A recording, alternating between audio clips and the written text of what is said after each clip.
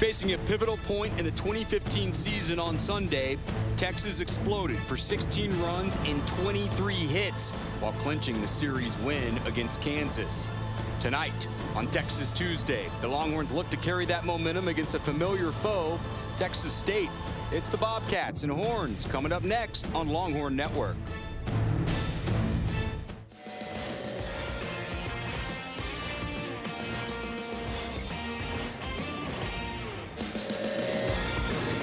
Welcome to Austin, Texas. A beautiful day for college baseball. It's Texas Tuesday, the Bobcats and the Horns. It's a family affair here at UFCU Dish Falk Field, and you see those flags. Could we possibly see some home runs to the left? The guy who didn't like home runs, he didn't give up many, is Greg Swindell. Kevin Dunn here. Texas got some home runs and got a lot of offense on Sunday. Exactly what the doctor ordered. Exactly what Dr. Garrido ordered. Dr. Johnson, Dr. Nicholson, all of them down in that dugout. Exactly right. Texas team really broke out. When they weren't hitting the ball extremely far out of the ballpark, they were making contact. They were putting the ball in play, still swinging at a few off-speed pitches, but they made contact, Kevin. They put the ball in play, found holes, found gaps, and look, they're having fun. That's what it's all about. This Texas team went to Kansas, and on Sunday, came back home. Let's see if they can carry that over to Texas State tonight. Yeah, we'll see if they can. You can see what they were able to do Sunday compared to the previous 14 games, and just completely different offensively. They don't need to do all that, but they need to carry over what they were doing Sunday. Well, they were having fun. I mean, it sounds cliche-ish, but they were having fun on Sunday in Kansas. Hitting is contagious. They went back to the basics. They went back to making contact, putting the ball in play, and look what happened. You get the ball in the air with a little breeze, you're going to hit a home run, you get guys on base, you get base hits, things happen. The baseball was fun for them. Yeah, and they looked like they were having fun pregame. We plan on having some fun the next couple hours here on Texas Tuesday. Brooks Marlowe and the Horns getting ready for the Bobcats. First pitch is coming up.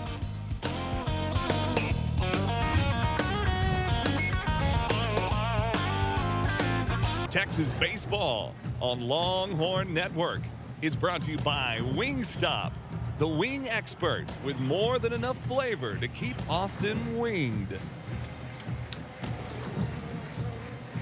Longhorns back home after taking the series in Lawrence against Kansas. Texas State making the trip up I-35 to take on Texas. Ty Harrington is in his 16th season, has been battling through chemotherapy, battling cancer. He has taken a leave of absence, will be here today in the dugout. As you can see, Ty in the white shirt. Jeremy Feacock has been taking over, and those two guys have worked together for a long time. Yes, they have. Jeremy's been there a while with Ty on the shelf a little bit. Jeremy's done a great job. It's not easy taking over the head job. You got to make all the decisions right there, but that's a great sight to see the man in the white shirt, white jacket right there in the dugout. Who's going to see it? It's a great sight, especially for Longhorns, because he was a great Longhorn, and we're going to talk a lot about Ty and talk to Ty during this game. He obviously wants a win for his Bobcats, and the cleanup spots where you're looking at. Yeah, right there, Tanner Hill.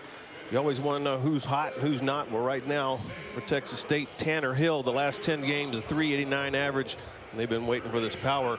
There's 4 on the season, but the last 10 games has the 3 home runs. They've been waiting for Tanner Hill to break loose, and he's been hot lately. He taking on Josh Sawyer, the lefty. Josh is from San Angelo. He's a sophomore, 6'2", 190 pounds. Been a little erratic this year, and you can see that with the numbers. 4.54 ERA. What has he been working on with Skip during the week?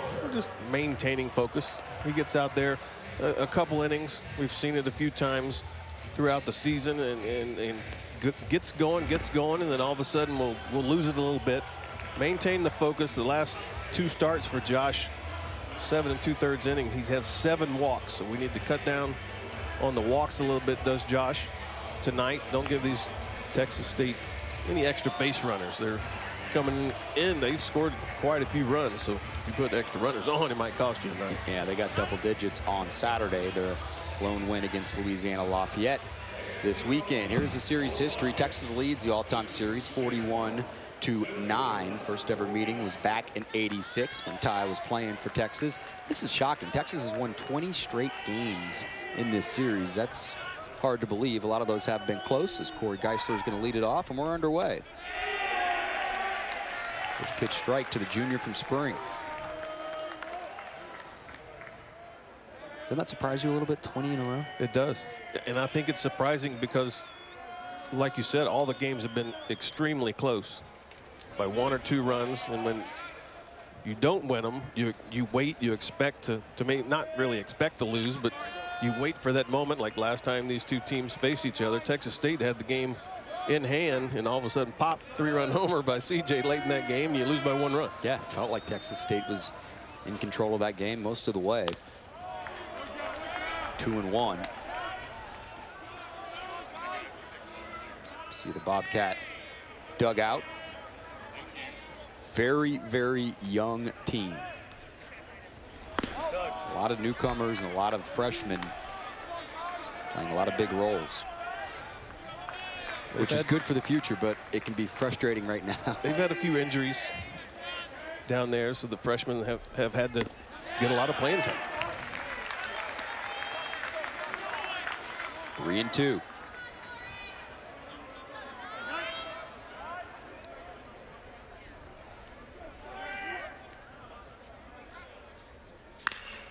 Goes after him to center, coming in. This is going to drop.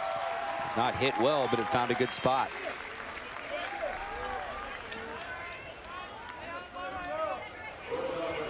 He puts the ball in play. A 3-2 count, gets a fastball. Didn't do too much with it, like you said. Kind of handcuffed him off the handle of the bat. Drops in.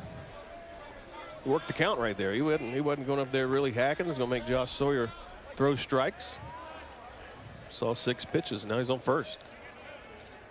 Cedric Villeras, Quebec, Canada.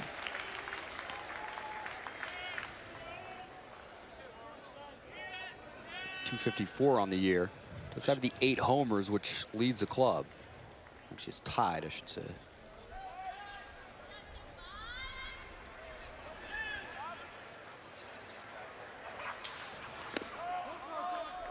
Tres Barrera behind the plate. And Michael Cantu continue to switch off between first and also catching.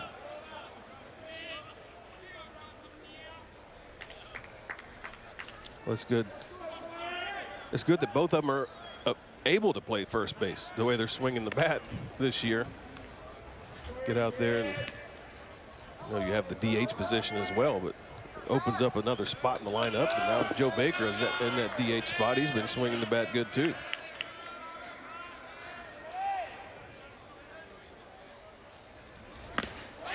Blew that by him.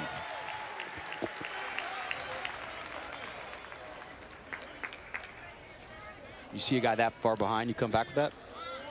Yeah. It was a good pitch. I mean, he's got some good pop on it.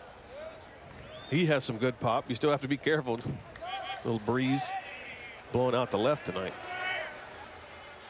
Runner takes off a huge lead, throw down, and Barrera made that closer than I thought. Nice jump. That was Sawyer. It's just going to be first move. You see there, gets the good jump. Throw on the inside of the bag. CJ does a good job getting over there, not staying in front of the bag. Made sure he caught the ball. Kind of made Corey duck a little bit right there. Almost worked out in Texas' advantage. 2-2, and he catches him looking. Nice breaking ball by Josh Sawyer. After climbing the ladder with a couple fastballs, starts that one about in the same spot. See it come out of his hand. It looks like the fastball in that location, and then just drops right down the middle. Good bite on that one. So 1 out for Granger Studdard. Granger's a sophomore from Buda. He was impressive last year when we saw him. Yeah, just a good-looking player. Athleticism just runs in that family. Played golf with his cousin Casey last week.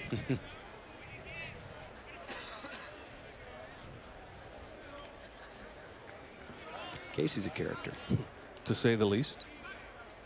You watch Hook, Line, and Studdard here on LHN. You're aware of that. To left field. On the run is Johnson. He can't get there. This is going to drop. It's going to score a run, and the Bobcats are out early.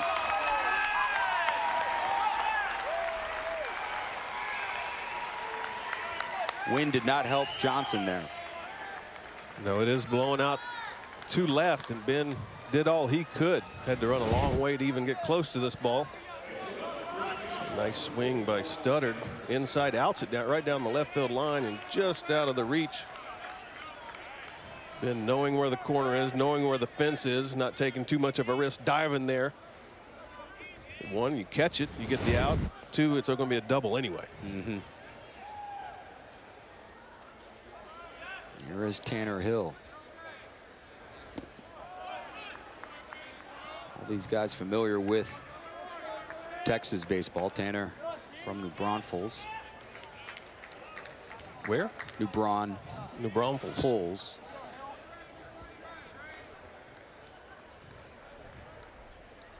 I don't think he's a unicorn, because I think I would have already heard about it by now.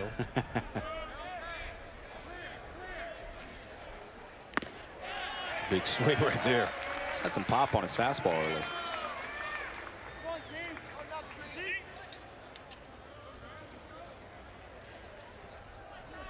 Hill's hitting .393 with runners in scoring position.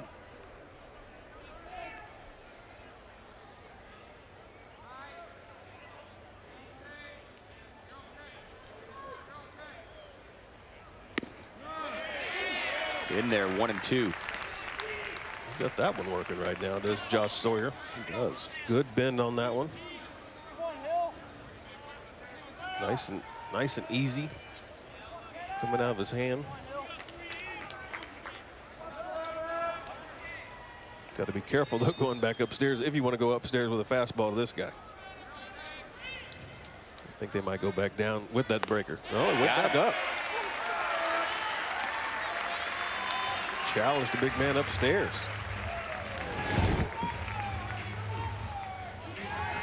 It's right over the plate. About neck high. Unable to catch up. I remember watching a lefty out here who used to take advantage of that a lot. Until they stop swinging, keep throwing. I was talking about Steve Cantu, but hey. you as well. I didn't name any names either. True. David Paez. David's a third baseman, and if you watch all of our broadcasts, one, thank you, but probably get familiar with some of these guys. And David, a senior from right here in Austin. We've seen him the last couple of years.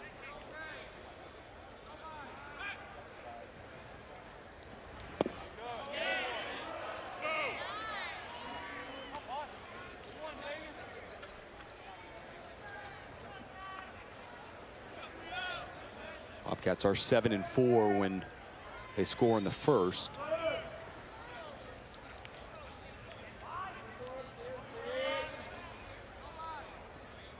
Talking to the coaches beforehand, you really get the sense on both sides that they feel like they're about due offensively.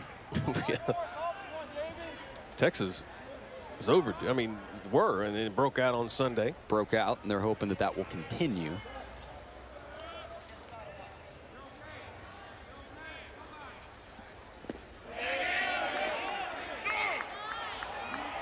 Tim Henderson making sure that everyone in East Austin can hear that one, saying no. Take a look. Correct call. Yep. He is down there as well in that sun, so it's tough to see if a hitter does go around.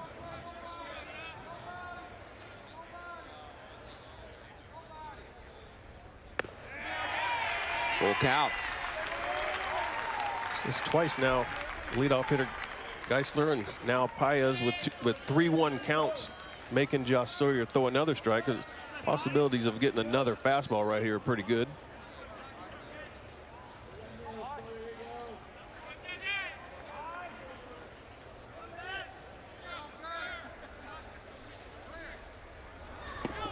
Two laid off. Goes to the breaking ball, 3-2. Well, he had gotten one strikeout with that. Not a bad idea. It's early in the game, yeah, but not a bad idea with left-handed hitting Ben McElroy coming up. Take a look at a tough one to lay off. I mean, that ball looks like it's going to be right down the middle. Good eyes by Paez.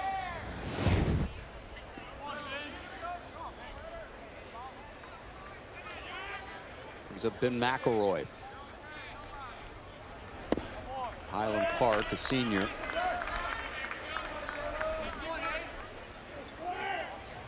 Hitting .253. DHing tonight.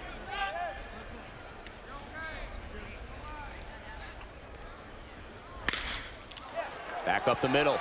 This is going to get through. They're going to bring home Studdard, and it's 2-0 Texas State.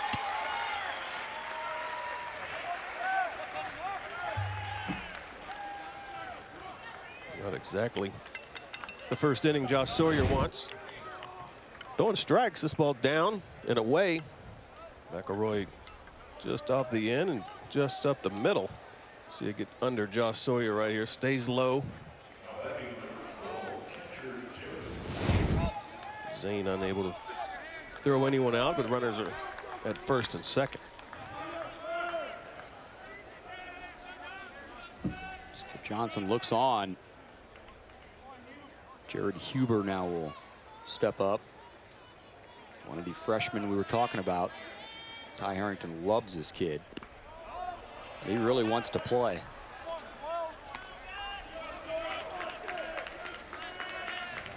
He's going to keep playing as long as he's hitting like he has the last 11 games.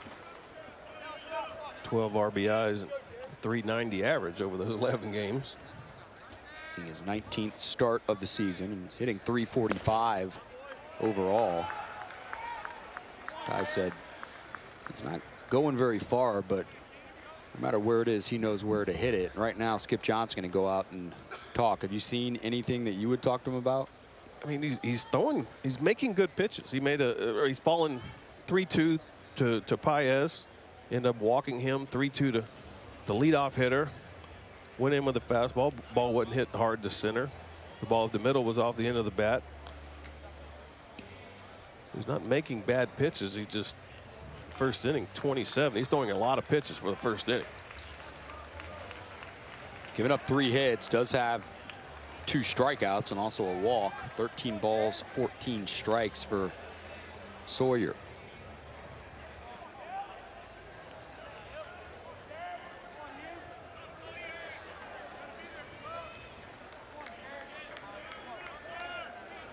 It's got to be a fastball, right?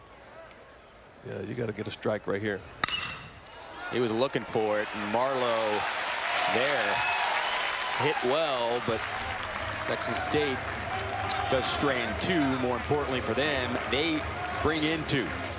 The Longhorns look to come to bat. Texas hoping the bats are as hot as they were on Sunday, but it start on Friday as Texas faced off against Kansas and Lawrence. Game 1 saw the Horns go ahead with a 2 RBI double by C.J. Hinojosa.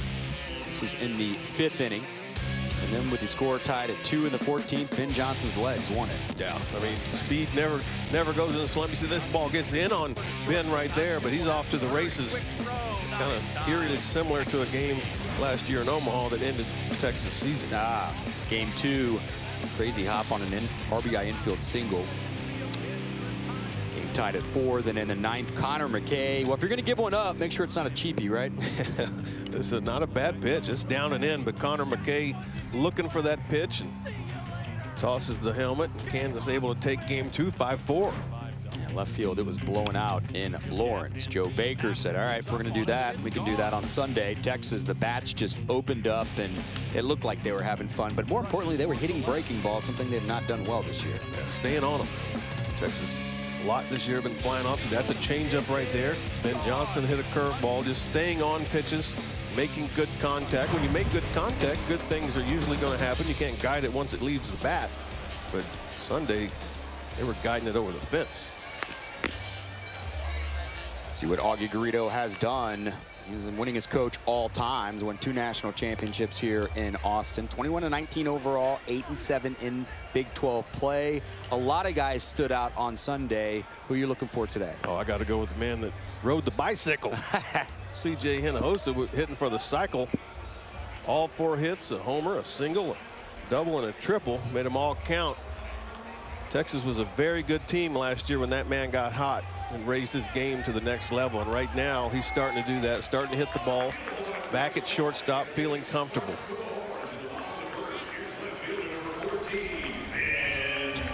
He'll be facing Montana Parsons. Love the name. 6'3", 185-pounder. He's a freshman from the Woodlands. He'll be facing Ben Johnson, who will lead it off for Texas. Johnson swinging early. Texas faced Montana in the game in San Marcos earlier this season. He was everywhere. I mean, when I mean everywhere, he was amped up on the mound. He's not going to walk many people. Texas knows that. Ben going after the first pitch. Watch out. But does have now 10 hit batters on the season. It's kind of a weird mixture to have great control but have 10 hit batters as well. Pitching inside. Pitching inside. Not afraid to pitch inside. Exactly. So this is running in. What I mean, all over the map. He'll quick pitch you when he's from the windup. He'll just step and go. You got to be patient. Call timeout if you see it. Works very fast. Colin Shaw already showing bunt. Gets it down. It's a nice one. Tries to barehand it and not in time. That bobble did it. I would imagine that's a sacrifice E1. If he gets that with the first grab, he's going to be out, but it is a sacrifice. Nice hustle getting down the line by Colin Shaw. Never give up. They always talk about giving you a good 90 when you get out of the box. Colin did that. If he doesn't, he's out right there. Hustle down the line. Sack and an E1. You're right, Zeke. Been there, done that. It's even worse when they didn't give you the E because they're like, oh, we didn't think he could get there. Yeah, then he becomes an earned run. Right. Let's see if CJ is, and he's showing bunt, gets it down. Going to go to third, and they, no, couldn't hold on. Well, Texas catches a break. It's going to be contested by Jeremy Feacock, but I think because the throw was up and inside the bag at third base, you'll see here Parsons get to it quick, but it's up. The third baseman has to reach out for it, and then the collision caused the ball to come out. So that's a tough call right there. It looks like he's out right there. He's out. Ball's in his glove, and then it flips out. But it is a very tough call because it is so quick. The Horns may have caught a little break there. Yeah, they definitely caught a break. So bases are loaded after 2 attempted sacrifices. Guess an E5 on that one. Another sacrifice and an E5. That's what I'm thinking. They have not put it up quite yet. Fielder's choice. Straight up E. Fielder's choice. Yeah, no error. There's Michael Cantu. I guess no error. Randy Crystal down there at third base never gave the indication of an out call. So just a dropped ball.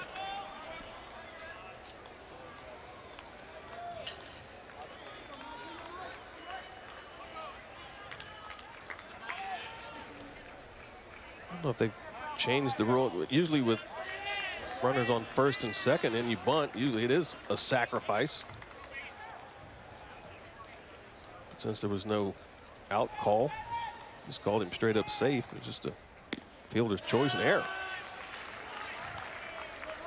This has been a nemesis too of Texas State this season. Now 60 error, or not only 59. That wasn't an error, but errors have been costly for Texas State this year. 59 errors now for Texas State, only 35 for Texas. Bobcats came in fielding 963. 1-2.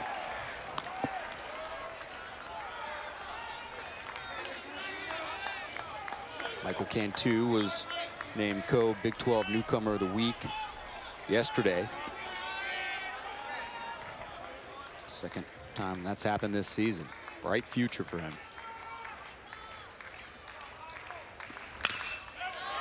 This could be 2. The flip, throw over, they get the 2, the run scores.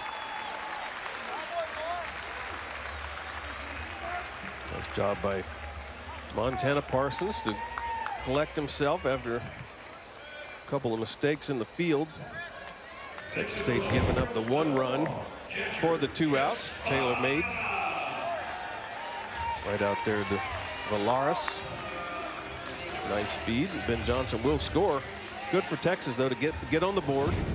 They'd like to get another one here and tie this game up. Tres Barrera. Tres hit a moonshot. That 16-7 win on Sunday. That was 6 home runs, 298 on the year. Good for second on the club.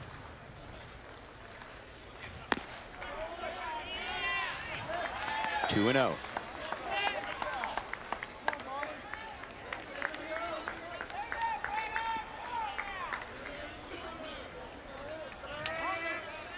Parsons rocking like the Samardzija. Yeah, he is. That's good flow going right there.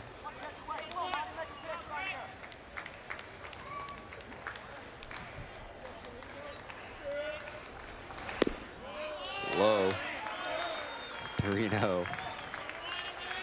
I'm letting him go right here. Are you? Got a little breeze. Should see a fastball if it's his pitch. Ooh. Boy, he took something off just to get that Just one a in little there, bit, too. yeah.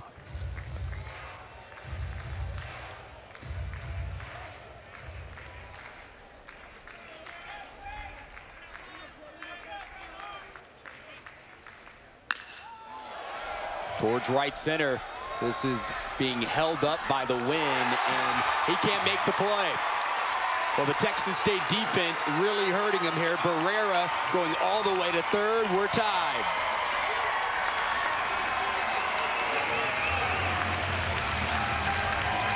Not sure exactly what happened out there. Just takes his eye off the ball right at the end. Right as the ball is getting to his glove. Had to go a long way for it. The wind holding the ball up, but right here just takes his eye off it just for a split second. Off the tip of his glove, and Tres Barrera is going to have himself a triple. And an RBI. Tied at 2 here.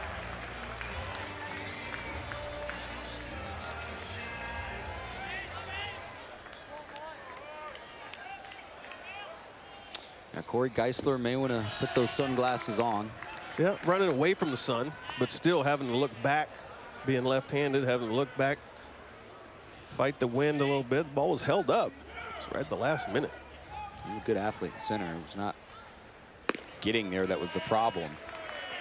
But in fairness to him, that is tough with the sun and the fact that the wind is blowing it back. You know the wind's helping you there, but sometimes you can almost overrun that or feel like you're going to overrun it. 3-0 to Marlowe. Brooks at 233 on the year.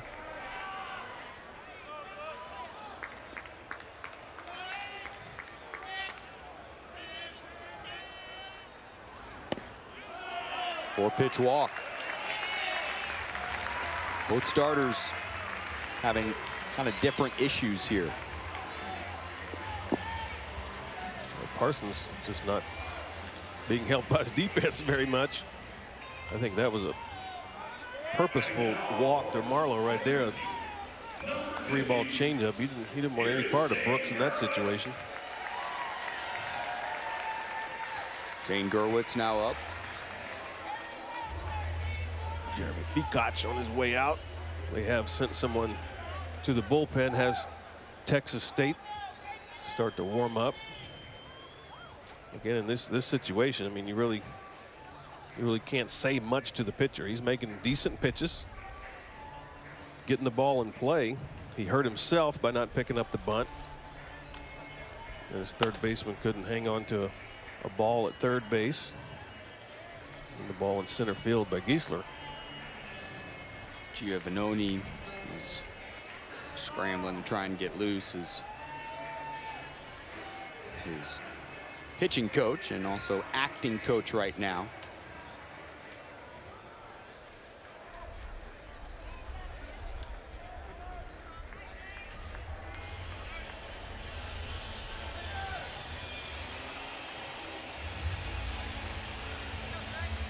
Jeremy Dunn with that.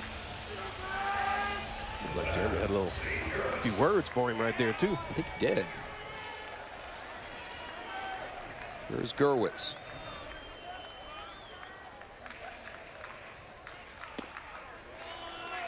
One to know. I think Zane is coming out of the slump a little bit. Do you feel that? He has. He hit the ball well. He hit strikes well. Was able to put some pitches in play where he was just putting the bat on the ball. Found the spots in the outfield. Found the holes in the infield. He's very good to see. The bottom of the order hitting as well in Kansas. Had a good weekend. Yeah, they did.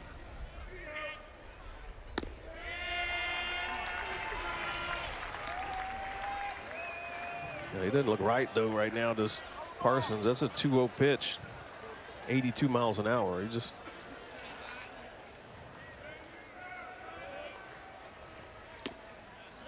Gets that one in there. 3-1 now to Gurwitz. You get to a point sometimes as a pitcher where you start to aim. You hope they hit it at somebody and it's an out.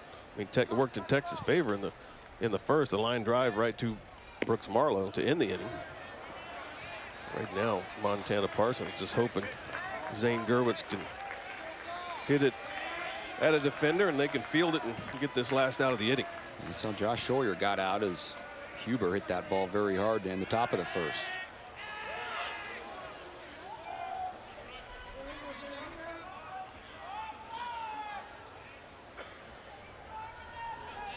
Marlowe will get a running start here.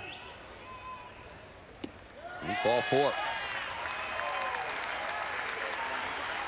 Second straight walk. That's one thing I've seen also over the weekend as well in Kansas. Texas taking some walks.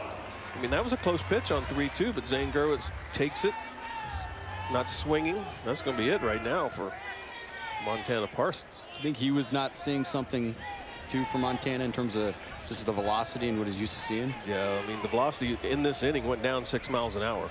So it's either he's a little nervous or whatever the situation was.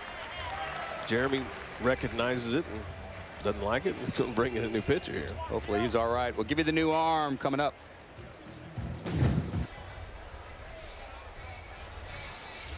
Welcome back. Bottom of the first. Texas State already going to the pen. And they're going to go to their right-hander. It is Tyler Giovannoni. I love the name. And another freshman who's been able to come in. He's going to replace a freshman in Parsons, but they've really been relying on a lot of freshmen. What do you know about this guy? As of late, been throwing the ball very well. Fastball, slider pitcher. Going to keep the ball down. Facing Brett Boswell.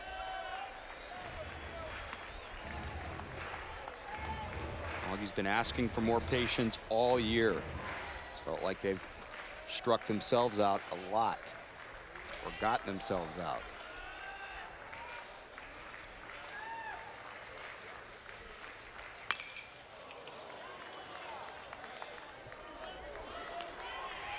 Boswell now at 244.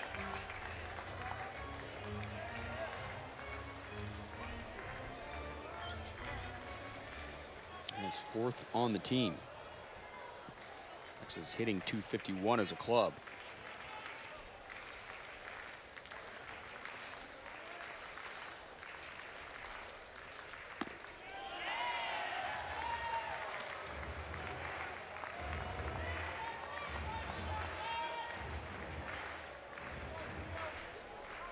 It's good to see Texas do this after falling behind 2-0. 2-0 after the half an inning. Be able to fight back, take advantage of mistakes. 3-1. You think you're getting a pretty good pitch to hit. Barrera is at 3rd. Brooks Marlowe's at 2nd. Got Zane Gurwitz at 1st. We saw Texas State take a couple of 3-1 pitches in the top of the first inning. Takes that one, and he'll get a ribby for it. 3rd straight walk by Bobcat pitching. that can drive a pitching coach, a head coach, just completely bonkers right there. Work back, got your double play, had 2 outs, runner on third base. Almost out of the inning. And now your pitching staff walks 3 in a row, gives up a triple, and then walks 3 in a row. Texas takes the lead. And that triple, you're thinking too, the center fielder usually gets that. Wow.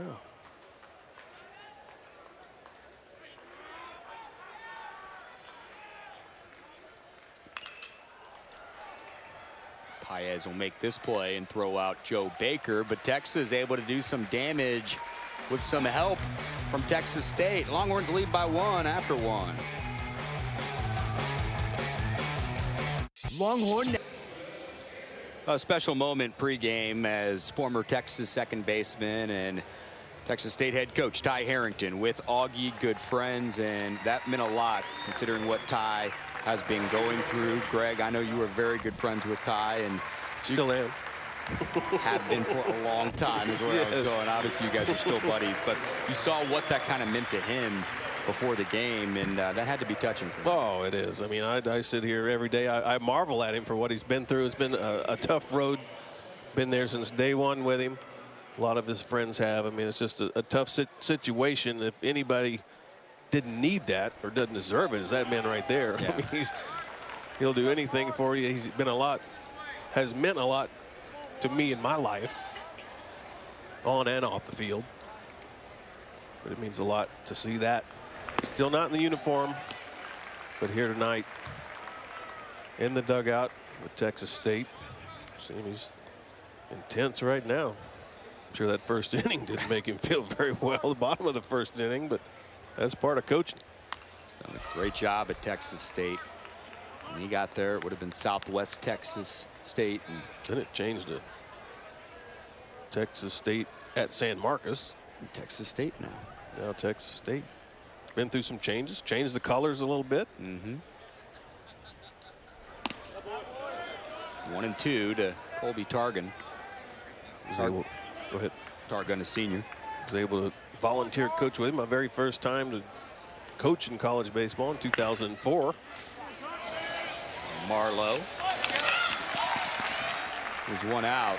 Well, Ty was a second baseman here behind 2 great second basemen, Bill Bates and Todd Haney, 2 All-Americans. Winningest coach in Texas State history, 39 players selected in the draft. Coach of the year twice. He's earned his 500th victory April 24th, 2014 against Baylor. Stuff on the field is very impressive, but he is right now, I believe, said he's going to be done with treatments, chemo treatments, for at least for the near future. Yeah, this is good news for Ty. We'll get into that with him in an inning or so. I know he wants to get his story out there and tell the people. I'm sure the people would like to hear him. Absolutely. Well, this is always a family affair when Texas and Texas State play each other, just because of how close these schools are.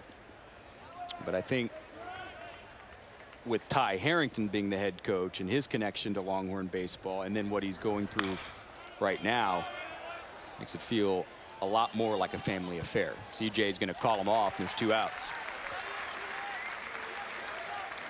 Yeah, I mean, you hear it all the time. Baseball is just a game. We're talking about a man's life, his manhood. You think about his family. I mean, it's such great news to hear how he's doing, to see the progress that he made, to see where he went, what he went through from day one to where he is now. I mean, it's just been an amazing story. It has. Perseverance. Been through a lot of tears, a lot of pain, but hopefully that part is over. He believes it is. We believe it is. We being his family. Marlowe going to make a couple plays as we talk about Ty Harrington, the Texas second baseman. Brooks Marlowe getting a couple outs.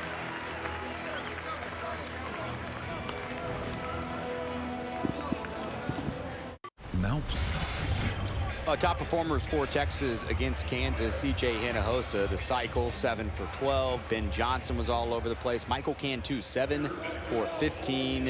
And that bottom one, Zane Gerwitz, obviously very important that he gets going, and it seems like he has. Well, I think it's very important because he's at the bottom of that order.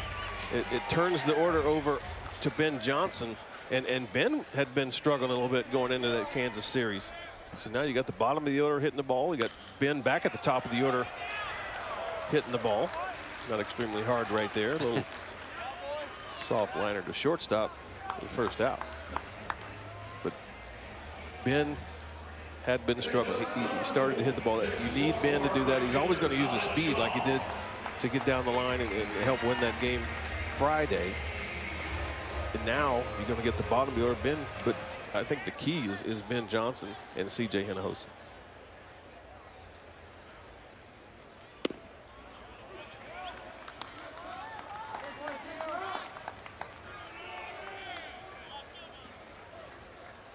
Colin Shaw laid down a beautiful sacrifice. Parsons tried to barehand it and struggled. Base hit for Colin here.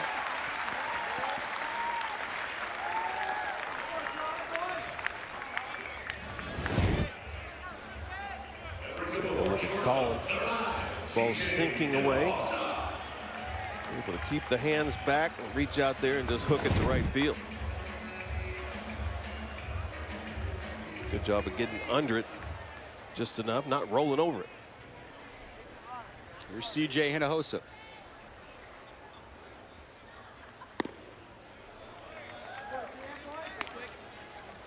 C.J. 0 for 1, laid down a sacrifice. It went down as a fielder's choice. We got a ruling on that. Parsons threw the ball to third base, and because the fielder didn't make an active attempt to take the ball out of his glove, then he probably would have been called out in that situation, but the ball just popped out of his glove, so therefore just a fielder's choice. You would have thought maybe it's a transfer. Here's C.J.'s cycle. He's probably thinking at that point, man, I wish I would have gone out. Double, at the triple.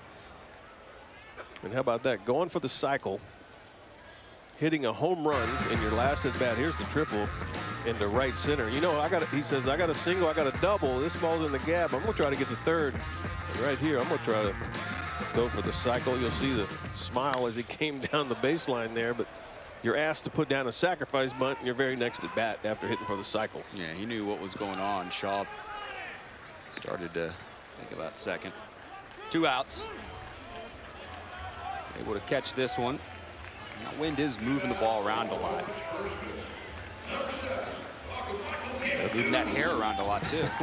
It's like an all-hair team for Texas State. They do. They got some good moss going out there. It's like our director. Sam Marcus. 80s band. Yeah, that's a Brad Sheldon.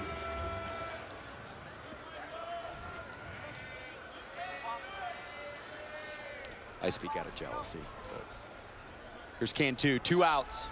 See if Collins may be on the run. He is. Throw down. Safe. Wow, Garrett Huber.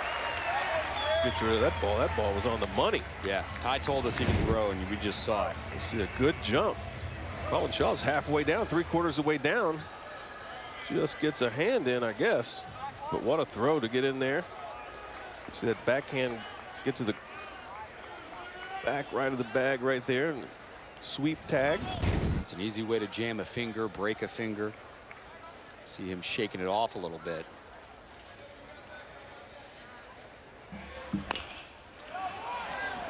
Should be an easy play. The flip over, and Texas is done here in the second. We have played 2. We got a good one in Austin.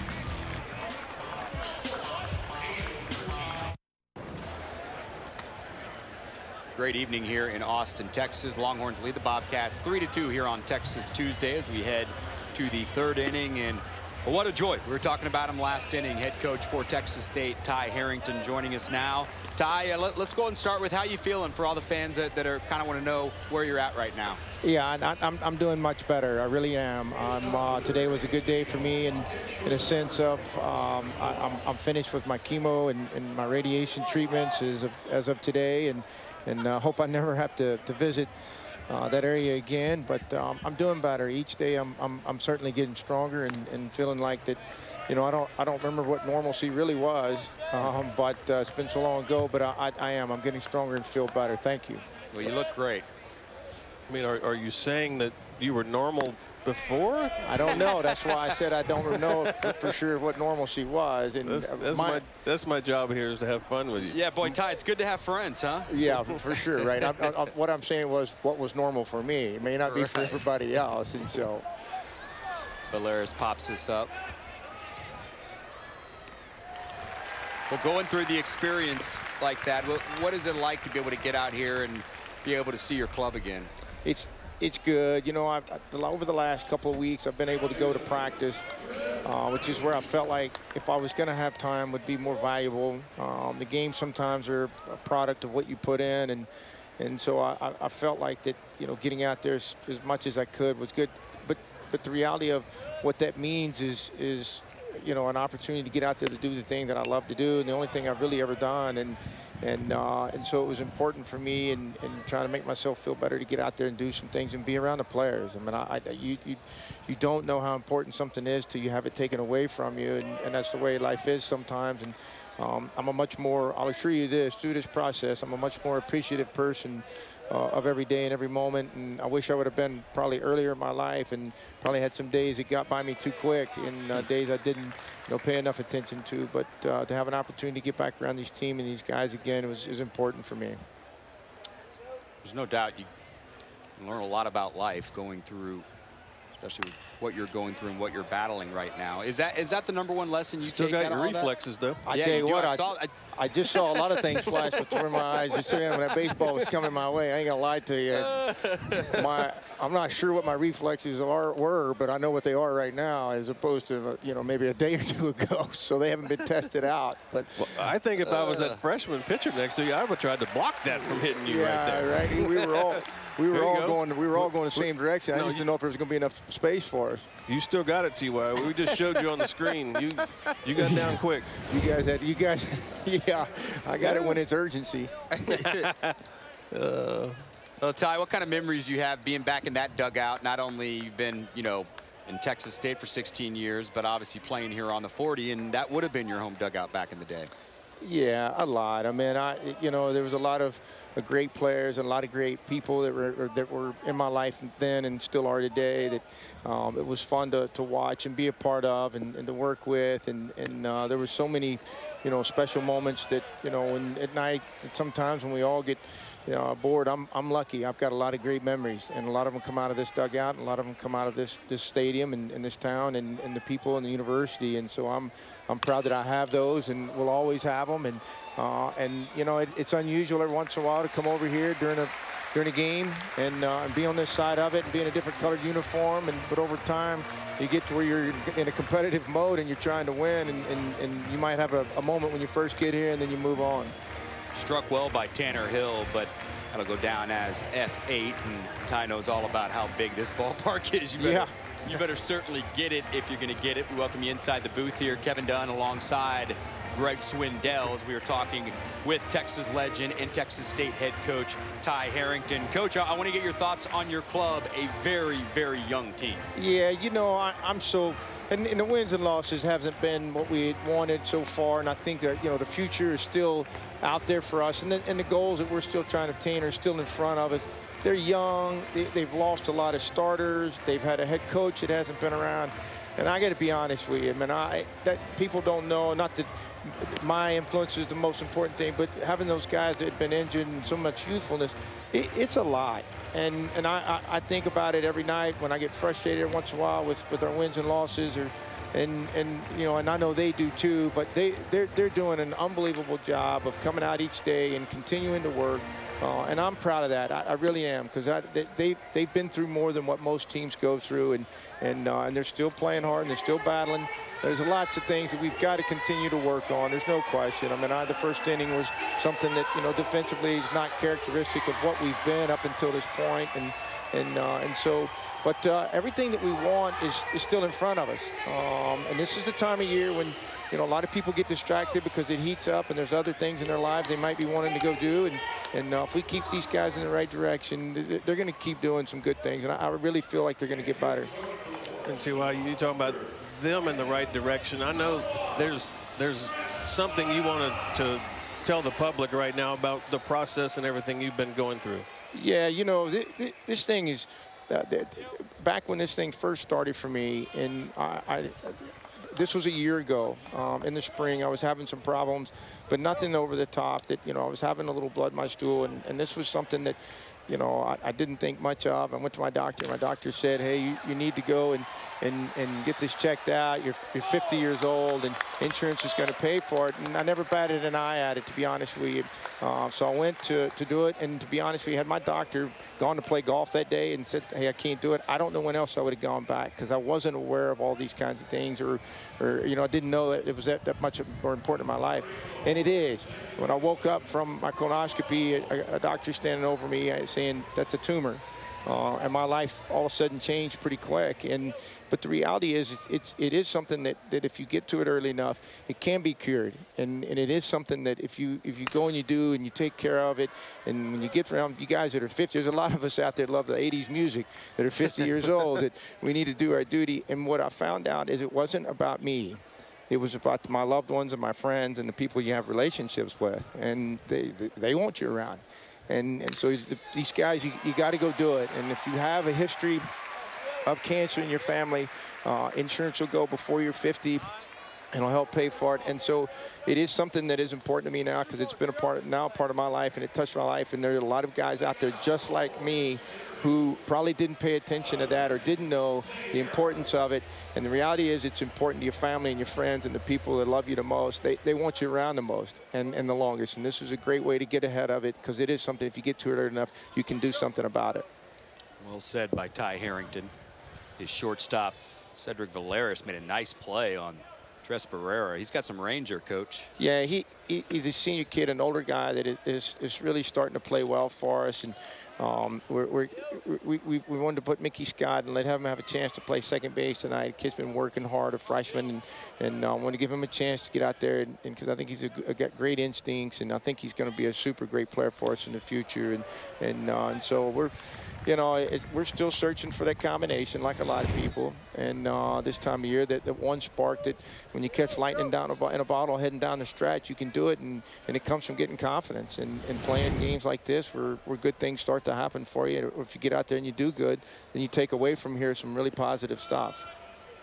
Confidence, in my opinion, I mean, like, that's about 100% of it. And I know right now, y'all are very confident in that young man behind the plate, Jared Huber. Yeah, Jared's played good for us. He really has. He's been a spark for us back there. And of course, Tanner, we started out with Tanner behind the plate and moved him over to first base. And Jared's done a great job. And to left. Is that fair? It is. Off the foul pole, and a two-run shot for Zane Gurwitz. Well, the wind's been blowing to left. We just didn't know if that was going to blow past the pole, but it hits it.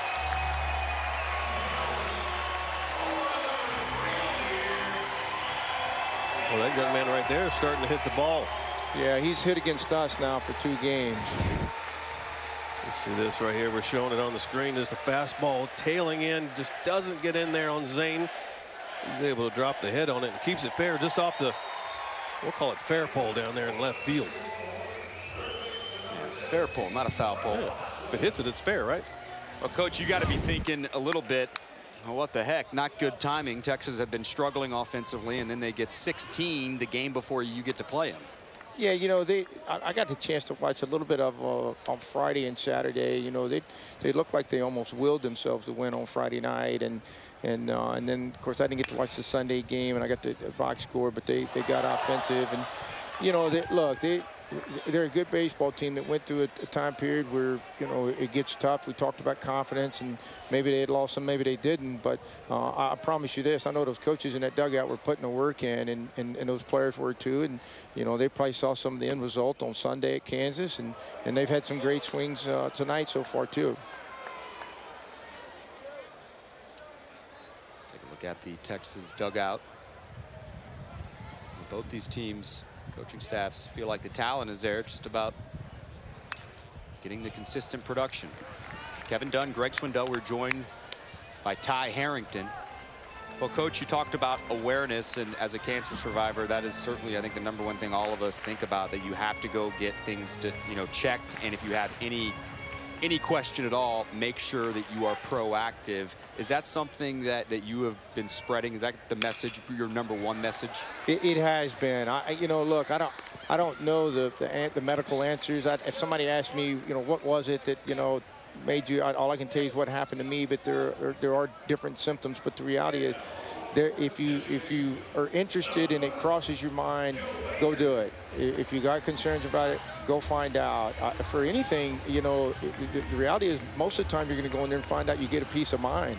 Right. That you're okay, and that you can, you know, that you're doing something in your life that maybe is healthy. And so, I mean, it's one of those things that a lot of guys, I didn't have a ton of information about. I didn't know much about it. You know, I'd hit that age where, you know, at 50, we're getting close to it when I started having some issues, and was kind of curious, but really didn't know. And, you know, and then the doctor told me, he said, hey, you need to go do this because you're 50. And that's when it finally kind of, I was like, all right, well, I guess I better go try this. And I promise you, there's a lot of people just like me out there that just, you know, were too busy, maybe thought they were too busy, you know, whatever it might be, thought that, well, I don't have anything really serious that I'm feeling. I don't feel real sick. I don't feel a lot of things. And a lot of times, the early symptoms, you don't feel real bad. And that's a confusing thing about it. And so you get to that age and you have a few things, even if you don't have symptoms at this point.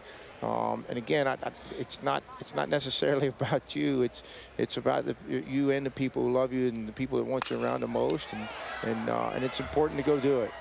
To left field, this is going to in the inning. Ty, you are a class act, a Longhorn forever, and always a pleasure to talk to you. Good luck this season, and obviously good luck with the future. Fellas, thanks for having me on. I really appreciate your friendship. Well, you mean the world to a lot of Texas people. 1986, yeah, there were a lot of names. No one nicer than Ty Harrington. A Longhorn forever. He's been a legend for Texas State. We've got more baseball coming up from the dish.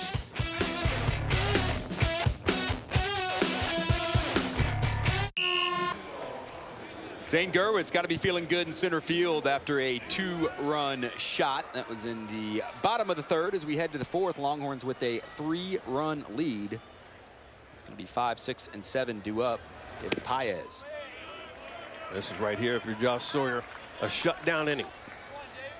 You gave up 2 in the 1st. Your team got you 3 back. You held them to zeros. They got you 2 more. You got a 3-run lead. Go out there and get you a shutdown inning. Your team is starting to swing the bat. Get them back in there and let them have fun swinging. He's retired 7 straight, including 1, 2, 3 innings in the 2nd and 3rd. Barrera liked that. Well, they keep picking on Paez up there, changing eye levels with the breaking ball, and then seeing if he wants that high heater.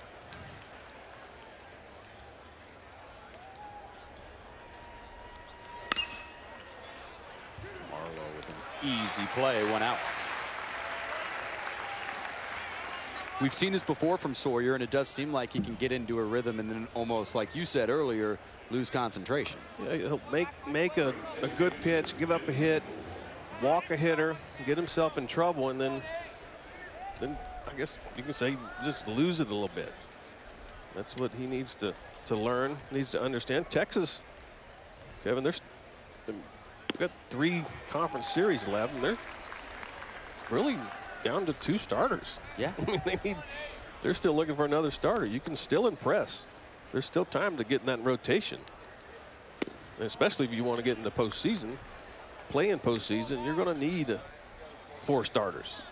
Yeah, this isn't the 83 staff. There are still some spots available. McElroy then lifts this towards left center. Johnson will cut off Gerwitz for 2 outs. Now 9 straight retired for Josh Sawyer. Hey, baseball returns to LHN next Tuesday as the Longhorns will host Prairie View A&M right here at the Dish. It's Texas Tuesday next week at 6 Central right here on Longhorn Network, and also watch ESPN. Jared Hubert, the freshman catcher from spring. 9 straight retired since the visit from Skip Johnson. I guess that's what you call a good meeting right there. Yeah. Or effective meeting. Got his point across, and Josh Sawyer's responded. We're at 339 now.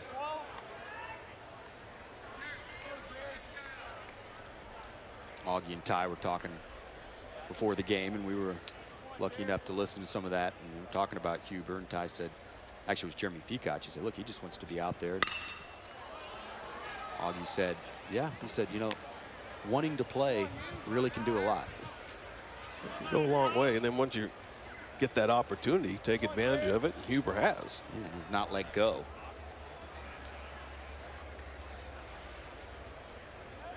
One, two.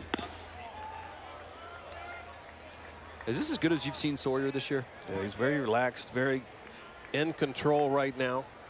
First inning, a little shaky, yeah, had the walk, gave up a opposite field double RBI, but hasn't lost his composure, gets right back in the zone.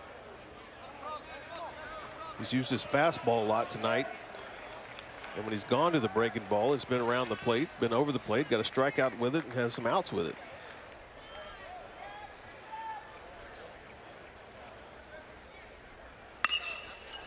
This one got a lot of the plate. Shaw dealing with that sun, dealing with the wind, but able to make a play. Hey, the sun and the wind present on Town Lake. Beautiful day here in Austin.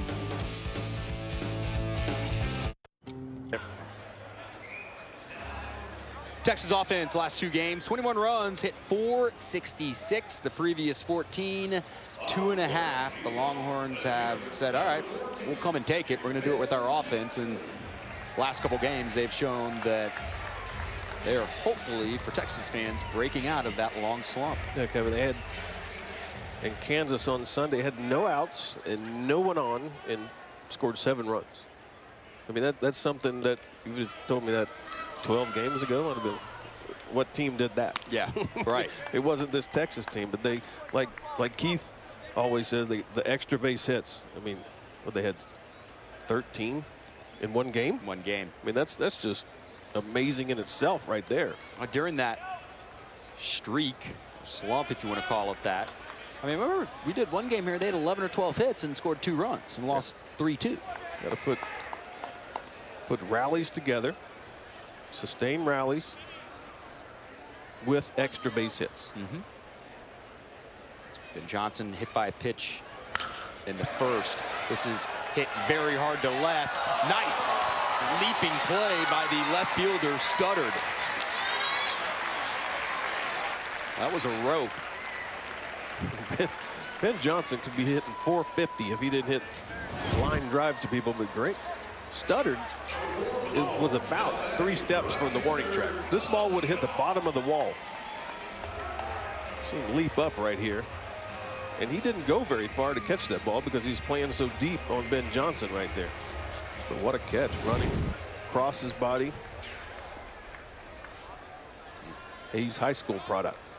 He's a good looking young player as Colin Shaw steps to the plate. Collins had a good day. He scored back in the first, singled and stole a base in the second.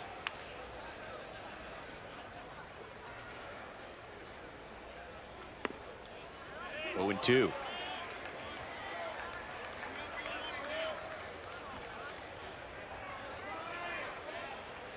Giovanone in relief here and trying to give Bobcats just some innings.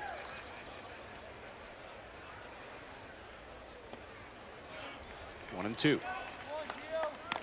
It's pretty tough on a pitching staff on a Tuesday after you've had a tough weekend.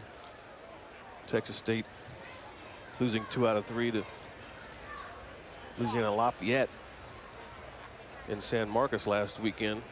Taxed their staff to come in to have your starter not get out of the first on a Tuesday.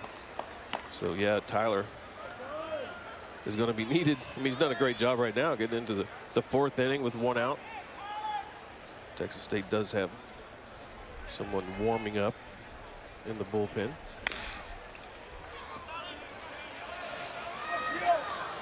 Stay at 2-2. They'll travel again this weekend to play Troy. The road trip for the Bobcats. They're hanging tough in the conference, Sun Belt Conference. 10-8 in league play, 18-20-1 overall.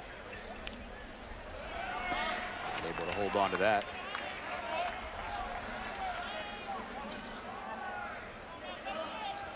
Witter getting loose.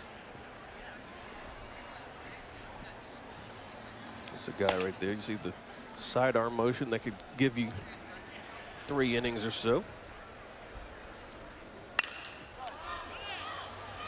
This will be a lot easier for Studdard and left. 2 outs.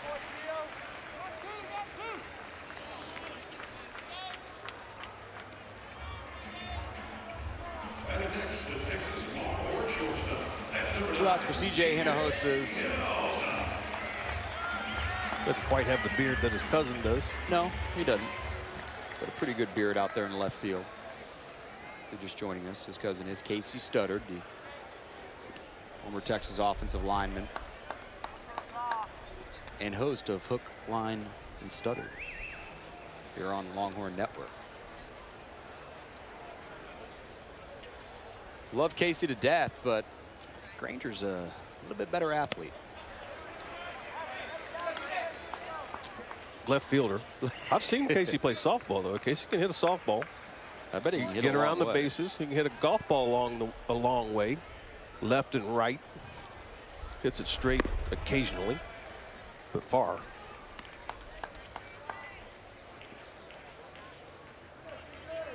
CJ 0 for 2. Fielder's choice and also flied out to center.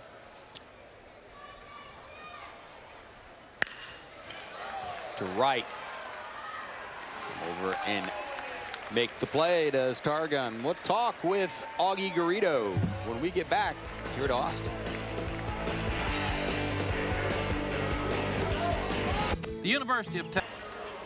Welcome back. Texas leading Texas State 5-2. Texas Tuesday here. We go down to the field now and talk with head coach Augie Garrido. Coach, offensively, we talked before the game about the bust-out performance Sunday. What has the team taken from that performance that's carried over today? Well, I think that they're seeing the ball very well. They're not swinging at bad pitches. I don't think we've swung at a bad pitch the entire game so far. And they took their walks with in a situation where they wanted to drive in runs, but didn't get outside themselves. That's very important. And Josh Sawyer struggled a little bit in the first inning, had the 1 walk, but really settled down since then. Yeah, there's nothing better for a young pitcher than to have a 3, 4, 5 run lead. It loosens them up just enough where they get a better feel on the ball and better rhythm, better timing, more aggressive. Yeah. Always good to loosen up. Thanks, Augie. Thank you. And it's so true. I mean, you can find those pitchers that like 1-0 ball games and strive on it. But there are pitchers that need that 3 or 4 run cushion to just loosen up just a little bit. That's what is going on right now with Josh Sawyer. He's getting the ball over the plate. Defense is ready. Outstanding play out there by Ben Johnson, sliding a sinking line drive. That's not an easy play.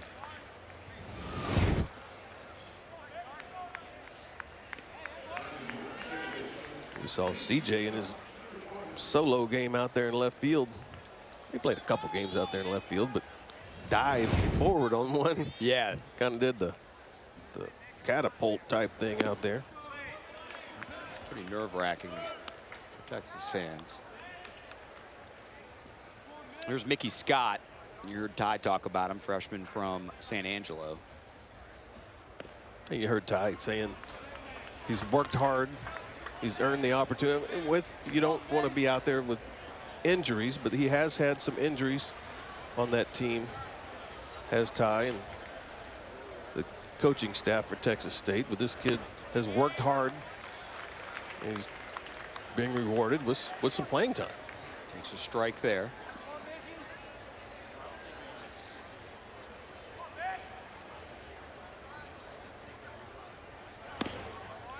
Three and one.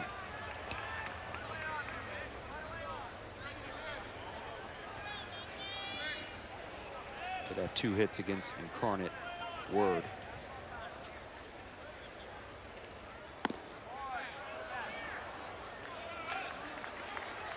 One out walk to the 9-hole guy. Gets back to your, got to go after him and losing concentration. Yeah, let's just relax and wheel too much right there. You see the guy doesn't have much playing time. You look up, see what he's hitting, 150. You just let up a little bit. The concentration goes away. You don't want to, especially the way Josh is, was it 12 in a row, 13 in a row. And just let up on his concentration a little bit right there to the 9-hole hitter, batting 150. But gets right back in there with Geisler. Junior from Spring.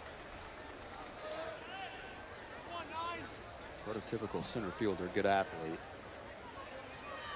And leading off for the Bobcats. Stopped by Barrera.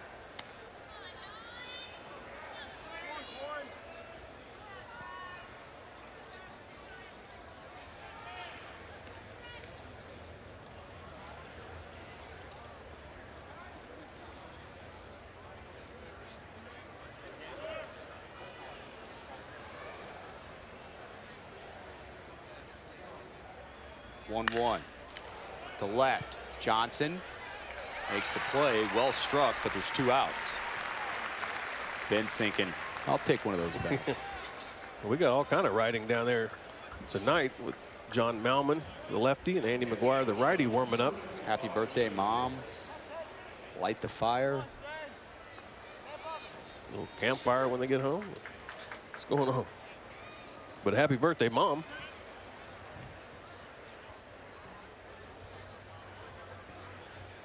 Here's Valeris.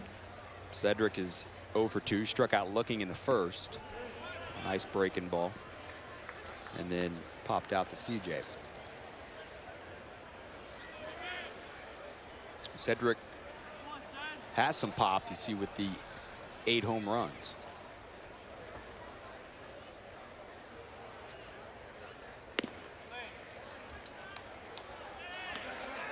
Is he trying to be too fine right now? Or is he just missing? Just missing. I mean, went right after Corey Geisler, right after walking the 9-hole hitter. I mean, you see what happens when you get the ball over the plate. Defense is ready. They're going to make good plays. There he is. Gets right back in there.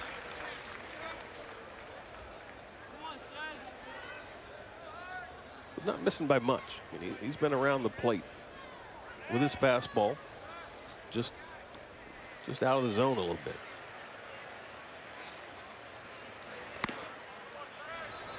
Three and one. Tried to go in. The Tress was set up inside right there. Josh Sawyer was trying to overthrow it. That's what happens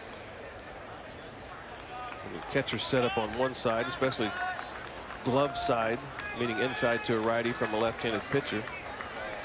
Try to force it. You fly open. The ball is up and away.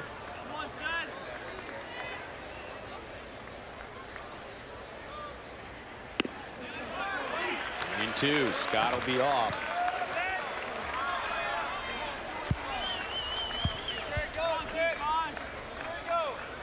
Josh Sawyer just to that same pitch. If he gets a base hit, he does. You just don't want to walk people right now with a 3-run lead. Comes back to it.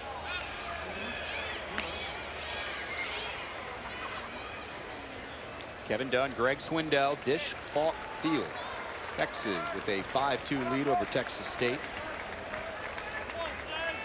Beautiful evening here in Austin.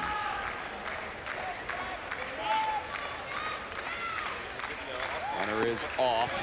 Caught him looking again. Josh Sawyer feeling it in Austin.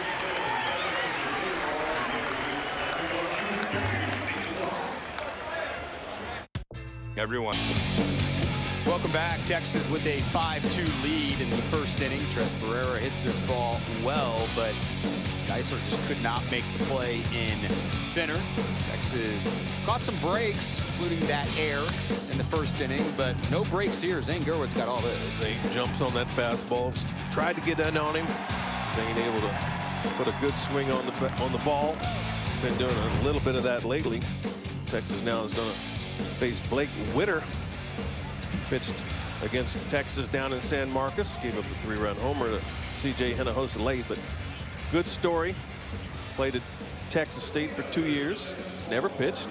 Went down to Blinn for a year and now is back. About to pitch in his 20th game of the season for the Texas State Bobcats. Pretty cool story. Yeah, it is a good story. Submarine pitcher. Texas has seen a handful of these guys the past couple of weeks. Sinker slider from that arm angle. Not overpowering. Ball will run into righties. Frisbee type slider that will break away from righties. Michael grounded out into a double play. Did bring a run home, but no RBI. And then also a little cue ball shot back to the pitcher.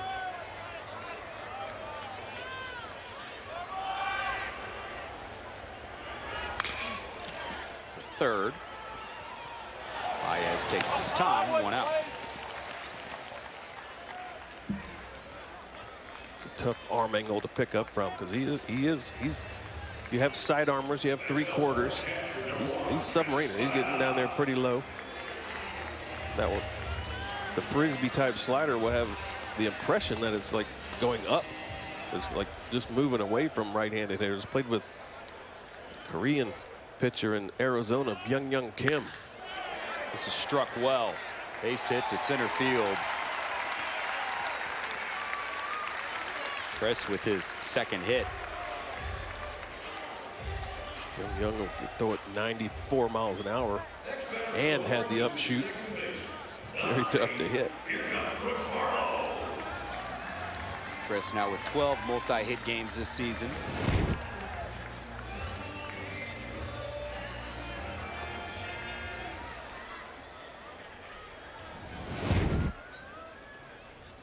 Marlowe now up. Brooks 1 for 1. Walked in the first, singled and scored in the third. Did a real nice job last at bat, just taking the ball out to left field, taking a single.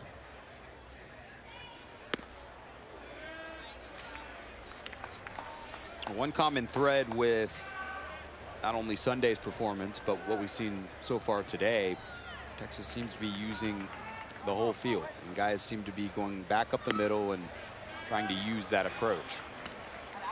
And that goes to what Augie said last inning. They're seeing the ball, taking their walks, seeing where the ball is being pitched, not swinging at bad pitches. Marlowe with his second walk of the game. And 2 guys on now with 1 out. The way Texas has been swinging, I still think you want more runs. I think you want to get runners in scoring position right here. So Gerwitz this year versus Texas State is 3 for 4, 2 homers and a triple. I think he'll be asked to bunt.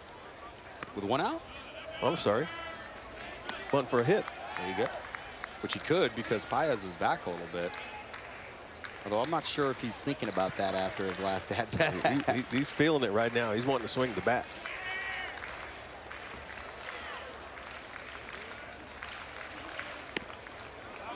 It's hanging up there. Gerwitz against Texas State. He's 3 for 4 this year with 2 homers and a triple. One of those homers an inside the park job in San Marcos in that 6-3 Texas win. Hit to the deepest part out in center field.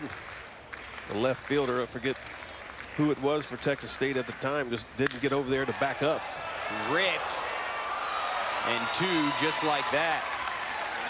Zane hit it on the nose, though, just right at Valeris. We're through 5. Texas by 3.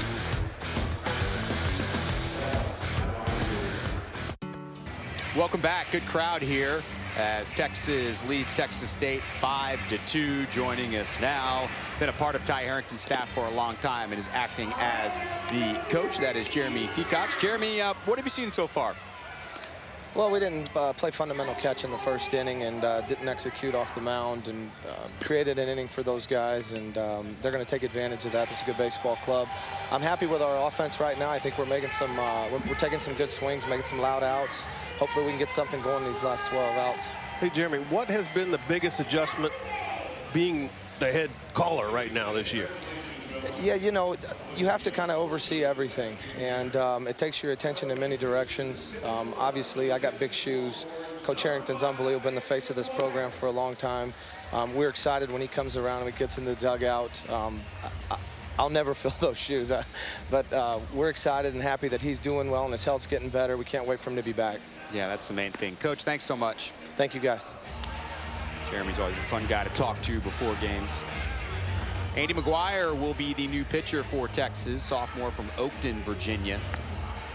His 10th appearance, 3.38 ERA. Every time we talk about Andy, talent's there, still learning how to pitch, and it seems like every time he gets out there, every rep kind of helps out. He's starting to feel it. He really has an outstanding breaking ball. He's got a tighter slider. He's got a good curveball. I mean, the fastball's up there close to 90 miles an hour right now, and I think if Andy McGuire can continue to give you the right-handed innings, positive innings out of the bullpen, it's pretty firm right there. Yeah. If he can start to give you positive innings out of that bullpen, Texas still looking for starting pitching. This is just my opinion. I mean, I've said it all year, I think. Struck well. Gerwitz going back on the warning track and makes the catch. Stuttered, hit it well. A loud, long out. Yeah, good job by Zane to get back there. You know you're closing in on the wall. You see him right here. Right about now, he knows that wall's getting close. Does a good job of keeping his eye on the ball. Doesn't take his eye off the ball one bit. Right in the glove. A good day for Zane. Tanner Hill, the cleanup man's up. I was saying, you're looking. You have Kyle Johnston, who's giving you some good innings. Looking for that reliable guy to come in and throw strikes. Right-handed out of the bullpen.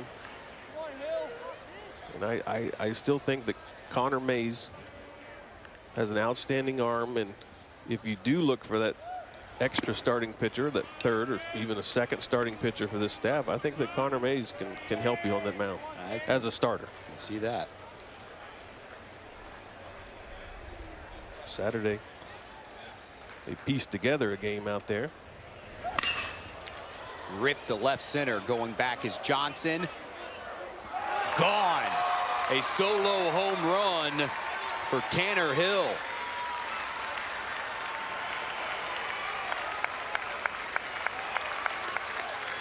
Two balls struck real well. Yeah. That one there to shallower left center. Down in the zone. Tanner Hill, you'll see right here, wants the ball in. Doesn't quite get it in there. Andy McGuire, as soon as it hit, if you've been pitching, you know when a ball leaves the bat. Another one to left center. Johnson will give this a chase. It's in. And this will be a double. McGuire getting hit pretty hard here. He went in there good with the breaking ball to Hill, and then left the fastball inner half that Hill was able to get a base hit on. And this one by David Paez, almost same exact spot out there in left field, but this one stays in the park just off the bottom of the wall.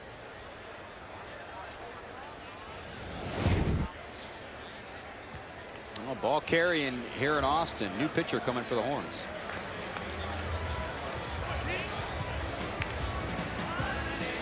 Longhorn. Well, watch as it, and it really shows you how many talented people are here. Not just athletics. There's a lot of people that are going to be doing other stuff like fashion, which may not be our cup of tea, but it's pretty fun to see them do this. Well, you say our. I mean, obviously it's yours, because now you're going on your 3rd year hosting a fashion show. I mean, just love it. I'm gonna be honest with you. I did watch a little bit of it last year. Oh, okay. Well, I'm flipping through the channels and I hear, is that Kevin Dunn doing a fashion show right there? But it was very impressive. I enjoyed it. You did very well. Thank you. Well, Holly will certainly help me out. She knows what she's talking about. John Malman now the pitcher for Texas, 15th appearance, 4.15 ERA. Be facing Ben McElroy. You know, I got tickets if you want to come. Lauren would like that, I think. She would love it. She actually did a little modeling this past weekend. I believe that. Down in the metropolis of Buda.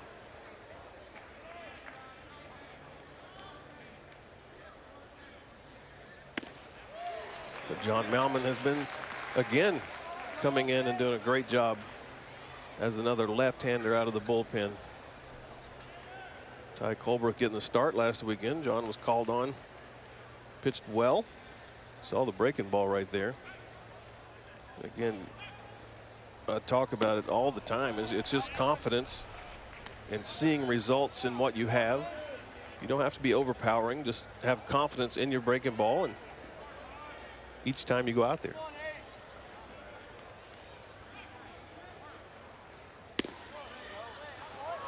He's keeping it low, just a little too low. 3-1 count coming to the senior from Highland Park. 270 with runners in scoring position this season.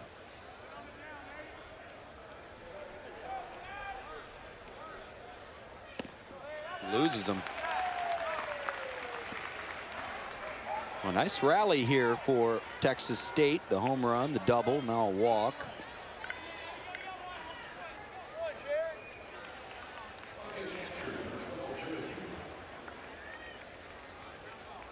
Baez at second. Now McElroy at first for Hubert. Jared's 0 for 2. Lined out to Marlowe in the first. Both teams had a chance to really break it open in the first. Texas State only got 2. That line out ending the inning, and then Texas able to get 3. 35-minute first inning. 38. 38-minute first inning. No, I wasn't checking, but.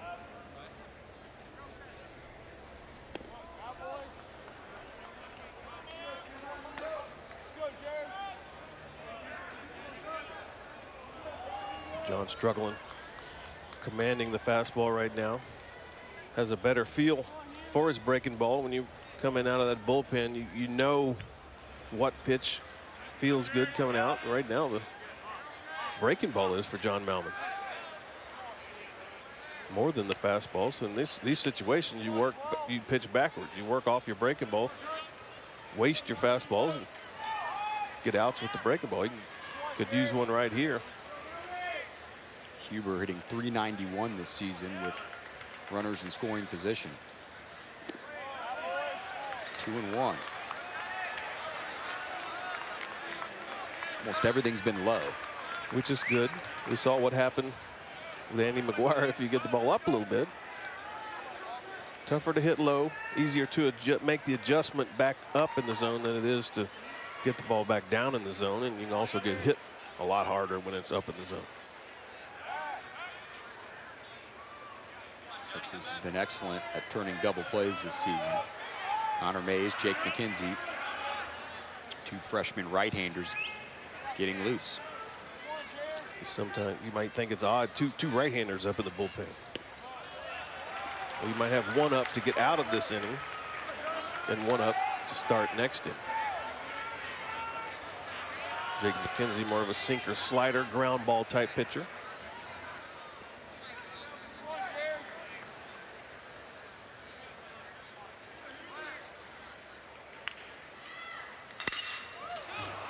And Ahosa, the flip to Marlowe. Can they pull it? Yes! 6-4-3. Zeke, pitcher's best friend here. Wow. You gotta love it when your defense behind you. C.J. Hinojosa up the middle, backhands to Brooks Marlowe, finds his target. 6-4-3.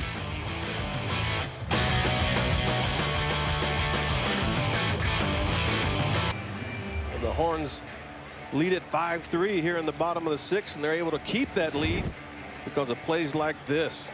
Pitcher's best friend, ball back up the middle. C.J. Hinojosa ranges to his left, not only backhands it, but has to throw it back behind him. And a great job also by Brooks Marlowe there. Catch it, get the out, find his target, and a strong throw to first out of the inning. Texas State had something going, but the Texas defense has been outstanding turning double plays this year. And that's why right there. I mean, C.J. he was on the second base side of second. Flips it back. That duo right there with C.J. and Brooks have been really good. And C.J. kind of a wake-up call when they put Joe out there for a couple games. Yes, sir. Nothing like competition. Oswald swings through that. Yeah, you really got the sense that Malman needed that this was going to go one way or the other. He needed to get a play from his defense. 3-1 count. There are times when the defense is throwing the ball around and a pitcher picks up his defense by striking a guy out, making good pitches. Well, right there, John was struggling a little bit. Had walked the hitter. That ball's up the middle. That's almost a base hit. CJ didn't range to his left and get it. Get one out. Texas able to get two outs and get out of the inning. Shallow right. A long way to go for Targun. Colby makes the play.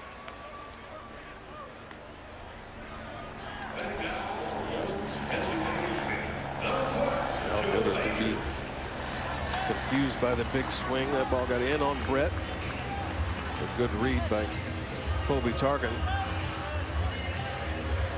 Came across there like he was going to hit a wide receiver coming across the middle. Yes, sir. Well, I've called a couple of his games now. Football game in the fall. Well, he's not that big, so you got to be tough Yeah, to go play football. Talking to Fran, there's nothing soft about him. Something about the right fielders that come here. Colin Shaw, they're all football players, and they all have no problem running into a wall. And that's a good thing if you're going to play right field at the dish here.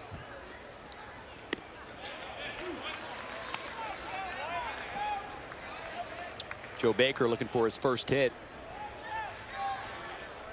Grounded to third and also flied out to left.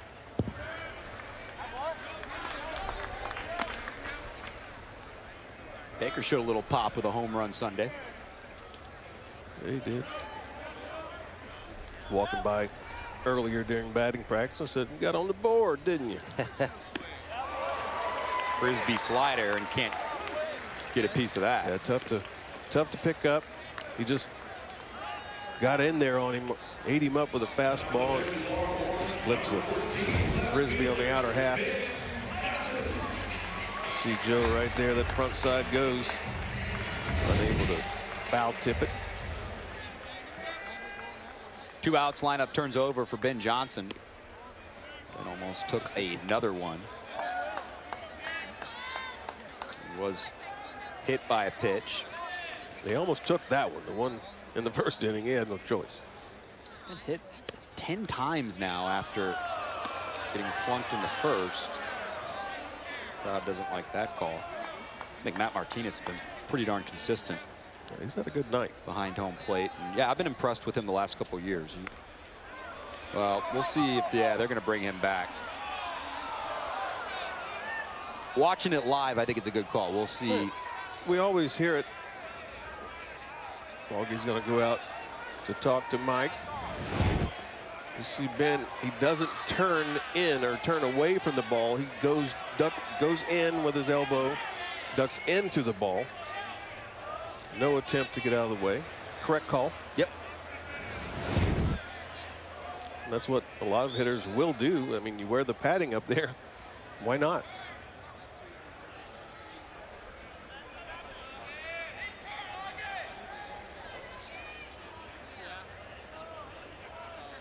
He's going to get Mike to get the rest of the umpire crew here tonight to talk about it. I don't think there will be a lengthy discussion at all. Andy Crystal's coming in from third.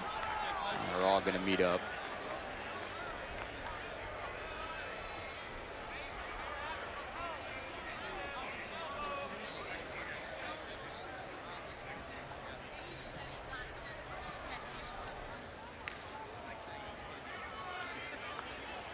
I think it is correct for them to get together.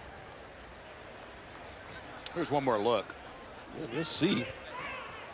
Ben Johnson does not spin away from that ball. He ducked down, put his elbow into the ball.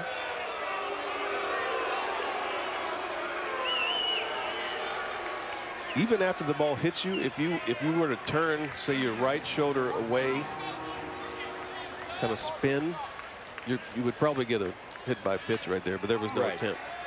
Well, it's a win-win for Texas. You're not going to get the call, but you do break up a little bit of that rhythm after 2 outs. And it's a ball. And it's a ball. 2-1.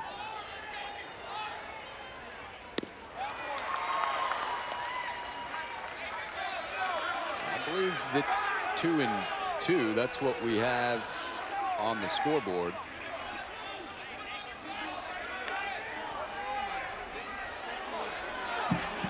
Well, Martinez is wondering what's going on as Augie's going to come out and talk to him. They thought there was only 1 strike. They thought it was a 2-1 count. We had that. The scoreboard had that. But now Augie's going to ask what the heck's going on. Maybe we're thinking that the ball that hit Ben could have been called a strike. Yeah, I mean, that's got to be the case. Yeah, clearly that's the case. So that was actually a 1-2 count, not a 2-2 count. Either way, we're done here in the 6th. An interesting one in the capital city. Longhorn. Well, welcome back. Some confusion as we ended the 6th inning. Let's go back and take a look at that sequence with Ben Johnson. Here's a pitch sequence. So, all right, we got 1-0. Okay, we got 1-1. Now, here was the pitch that I think Matt Martinez is saying that actually hit the bat. And so that's a foul ball. So it's 1-2 here, not 2-1, which I think everyone in the stadium was thinking it was. Colby Targon and Bronx cheer from the Texas fans. Colby's a senior from Scottsdale.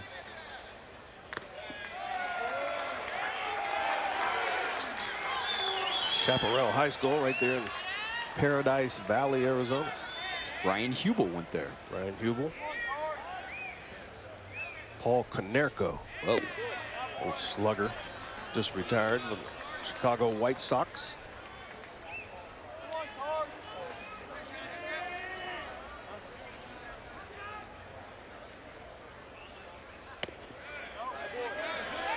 He's been living low tonight. Alman just missing. 8-9-1 due up. Gerwitz on the run with the wind taking it. Had it the whole way, 1 out.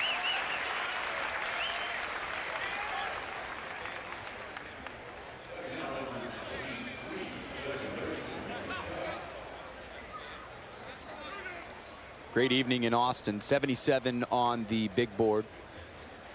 Skip Johnson going to come out. We're going to have a new pitcher. I believe the freshman from Lake Travis. This has been one of the stranger Texas Tuesday games we've had. A good game, 5-3. We've seen some offense and it's been fun, but also kind of a strange game when you think about it. Strange game. Well, it starts out with a 38-minute first inning. 5 runs were scored, 2 by Texas State. Texas takes the lead 3-2. indecision by umpires and not knowing the count. Just one thing that is in Texas' favor right now. They got a 2-run lead. So Andy McGuire come in and give up the home run to Tanner Hill. John Malman able to come in and pitch well. I really like what Josh Sawyer did tonight. Able to get through the 5th inning with a lead. He's had trouble getting to the 5th inning. Tonight kept his team there, especially after the 1st inning giving up 2. Kept them in the game. They were able to score some runs. And home run by Zane Gerwitz. The offense is starting to hit the ball after Sunday. Extra base hits, and it's not, you can get 11 hits and only score 1 run. It's about getting the RBIs. And Texas Sunday and tonight have been able, just 5 hits, but got 5 on the board and lead by 2. Yeah, we've seen that. We've seen Texas crank out double-digit hits and only get maybe 2 or 3 runs as Connor Mays comes in now. I know you're very impressed with this young man, 6'2", 200-pounder. He's from right here in Austin, went to Lake Travis High. For someone who came in like you did in '84 and adjusted so quickly and had such a good freshman year, what's impressed you about his year? Nothing phases him. He's been in games where he's faced one hitter and given up an 0-2 hit, taken out of the game, responded after that by going 6 2/3 innings and striking out 10 against West Virginia.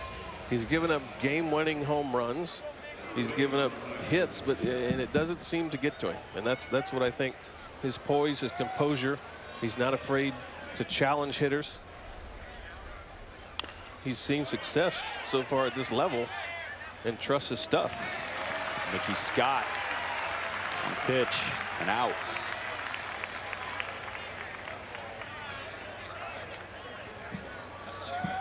He seems to have a lot of Parker French, dressing doors. He's got a lot of emotion on the mound. He's got some emotion. You're right, and he keeps it in check.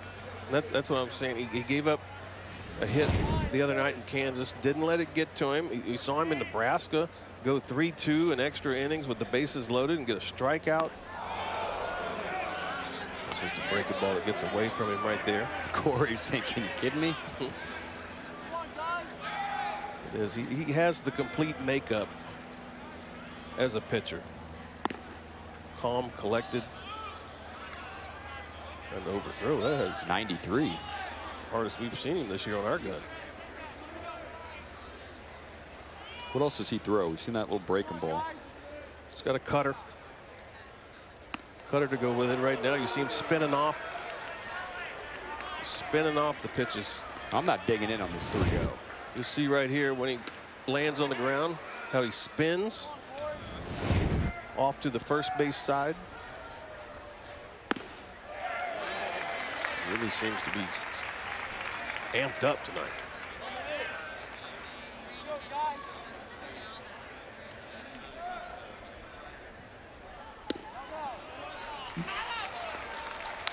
Stayed with that one. That one was just down in the zone. 2-out base runner.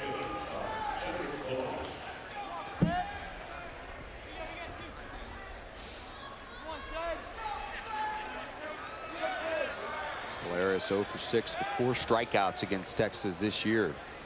He's a good looking hitter, but he has struggled against the Burnt Orange. Well, the ball is carrying. No, it's 8 homers. I mean, you make a mistake, you got to tie a game. No doubt he has the potential.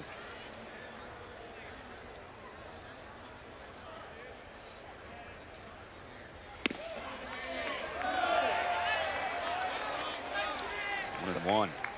Connor not getting that call. Been a little erratic with the fastball, just off the plate. Doesn't get that one.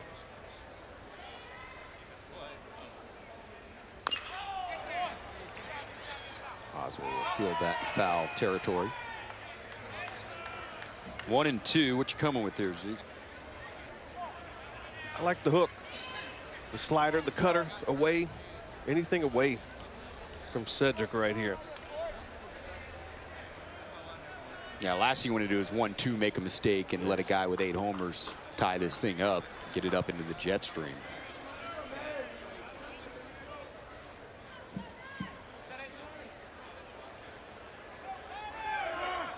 Runner takes off.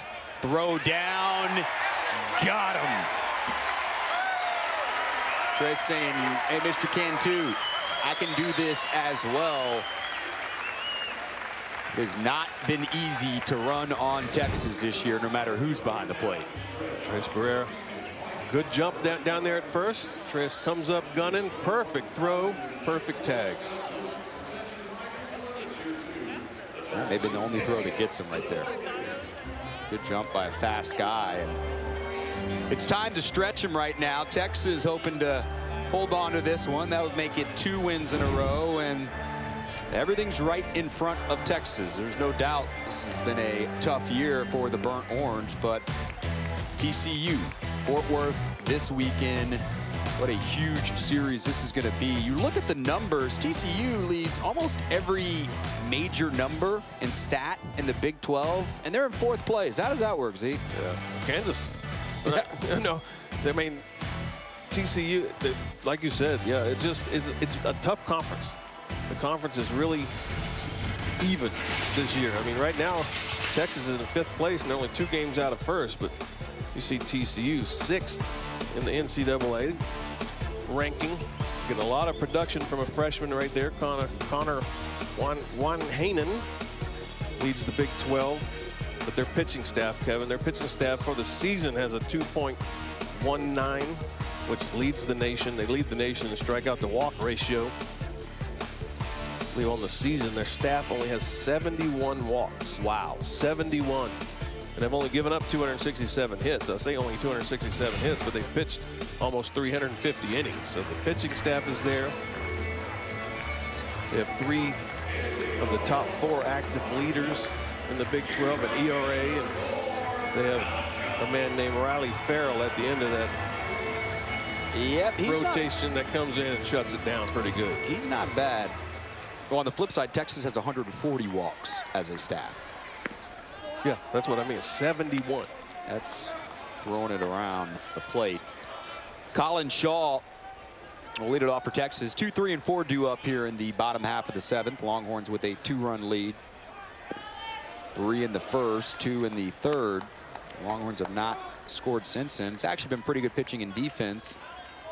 Only team to get on the board the last 4 innings was Texas State on that Tanner Hill solo home run in the 6th. Talk about Texas bats getting alive. The defense has just been unreal. Last 8 or 9 ball games. It's been really good. It's up there for a long time. Geisler makes the play. No errors for Texas in the last 42 innings. That's really, when you look prepping for this game, looking at the numbers for both these teams, that's what I really saw the separation in this game, or with these 2 teams, and we've seen that in this game defensively. Yeah, right there. I mean, early on, you got it exactly right. CJ going the wrong way with the wind. 2 outs. But I believe even going further back than that, the only errors they've made have been throwing. No fielding errors. Yeah. The last fielding error was Joe Baker, April 5th. You're just like a Rolodex over there. A study, man. I know. Got Grambling right over here, my stat guy. Last 9 games, 0 fielding errors.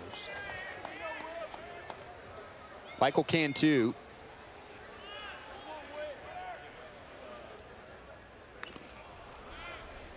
Michael's had some problems tonight, and he'd really been coming in red hot.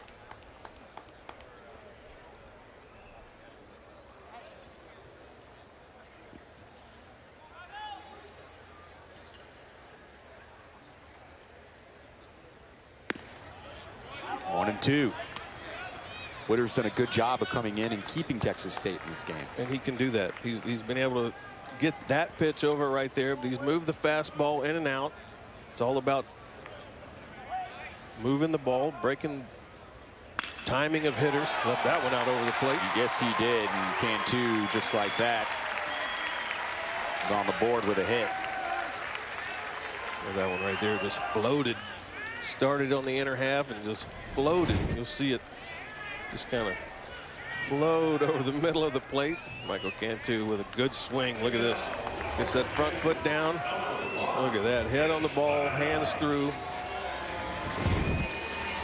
He's so impressive again, because he started to slump a little bit, but for a freshman at this level, to keep his composure, maintain everything, and be able to run a pitching staff and play first base, switch off with Tres Barrera.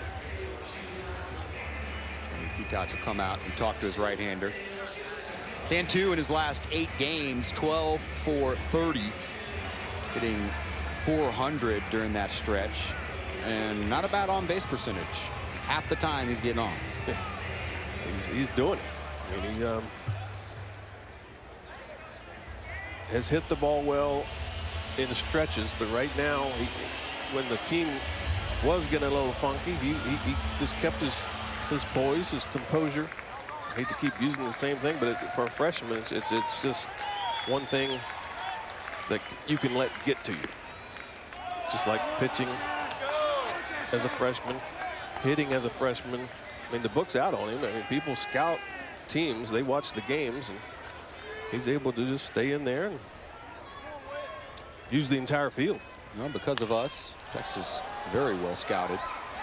Barrera towards left, take a much bigger swing. I think that fooled Studdard and left, but Texas done. We played 7 here in Austin.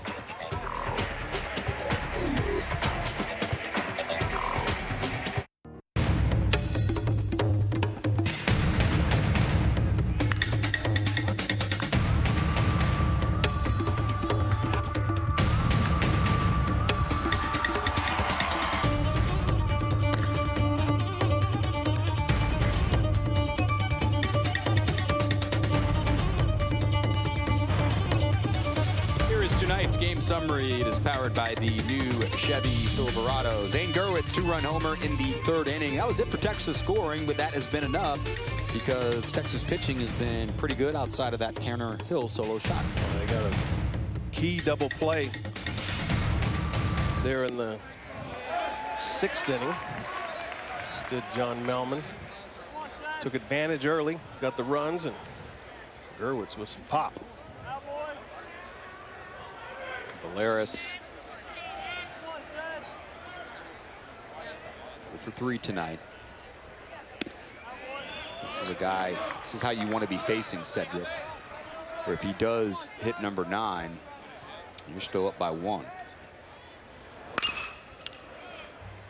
Backhanded by CJ, took a little funny hop. That was a nice play. They always said that if you can get in front of it, get in front of it. I'm not sure if he could have gotten in front of it. He might have could have rounded it, taken it on the short hop right there, but stays back, and you see there, does get up on him, but CJ was down. He came up to the ball. We saw the good arm.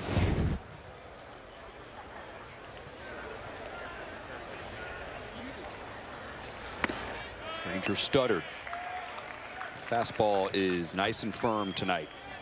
92, 93. Right when he came in the game, Connor Mays was overthrowing. A little erratic with the fastball, but he's found that release point right now. And a good catch right there. Brought his glove. Nice. Played it perfectly. That's a Bobcat fan down there making a nice play. Gets out of his seat. See Mark Pena right there saying, wait a minute, how come I didn't get? Well, bring your glove, Mark Pena. Box him out.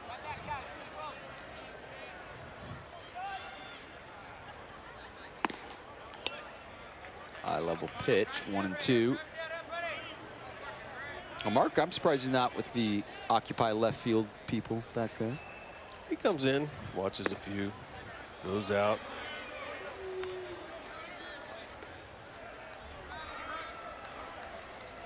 There are the troopers. Down goes Studdard for a strikeout. Went upstairs the pitch before, a little too high, a little too out. This one looks hittable. See it coming out of Connor May's hand right there about eye level, but has a little cheese on it. Granger unable to catch up with it. Gurwitz started to come in, but he had that the whole way. Good 1, 2, 3 inning. Saw some good defense. The best defense, though, was in the stands.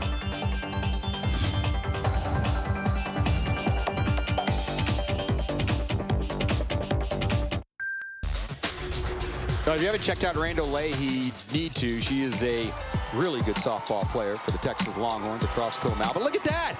Almost banging up Brooks Marlowe's truck. You see Marlowe, also Tres Barrera. Look at the save right there. Wow. Did he save it all the way? There they are. Pretty good stuff. And got the ball. You know, it's so funny. They actually went by the softball truck, and I was talking to some of the people that work there. Said, yeah, he went by and asked, hey, are we going to be on Longhorn Network tonight? And producer was like, on every night. Yeah, you guys are on like 4 nights a week.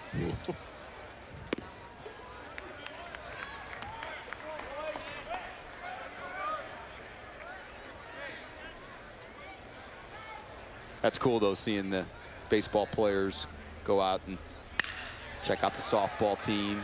You see the volleyball team here a lot, and the softball team, just supporting other student athletes. Pilar Victoria, Paulino Prieto Cerame. They're always a ball to go watch at the Greg, one of the best volleyball programs out there, and you see those ladies out here a lot supporting the baseball team. Zane Gurwitz. Let's see. Blake Witter has a quick pitch. Got nobody on. See right there, he came set. But the pitch before, he just kind of comes up and goes to the plate. Throwing the timing off the hitters. 2-1. A quick note, volleyball will be playing a little exhibition match on Friday right here on Longhorn Network.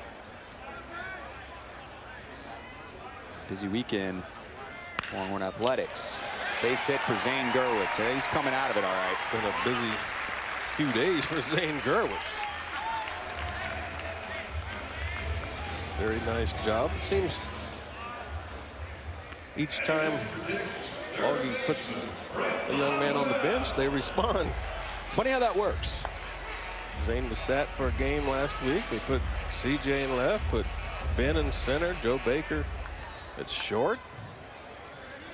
Ever since then, CJ's hitting, Zane's hitting, they're swinging the bat with authority.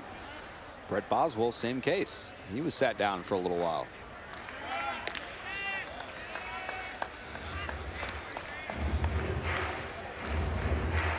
Zane was the best hitter in the fall. Augie says he was the MVP, no doubt about it. Just put way too many expectations on himself, and I think a lot of those were power-oriented.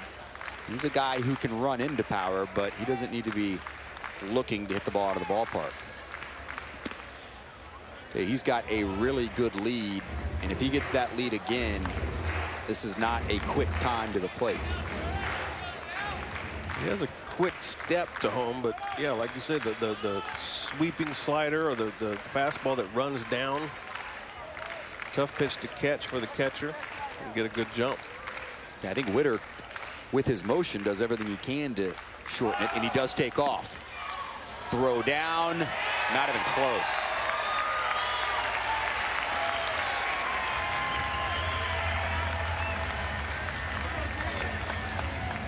Well, no shot for Huber behind the plate. We saw Huber's arm earlier. Had a huge lead and a great jump. You can see Zane leaning a little bit, got a good jump. Ball was up and away. Chance for some insurance.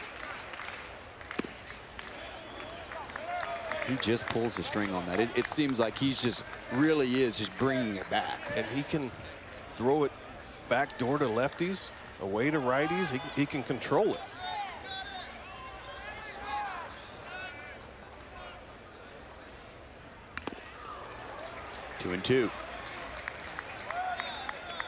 You can tell Brett is doing everything he can to stay back. That's clearly easier said than done.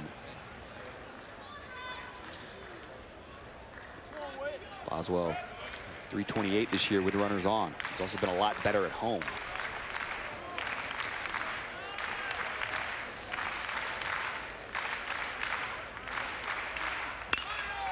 To right, going back, forget about it. It's gone. A two-run homer, the first of his college career for Brett Boswell.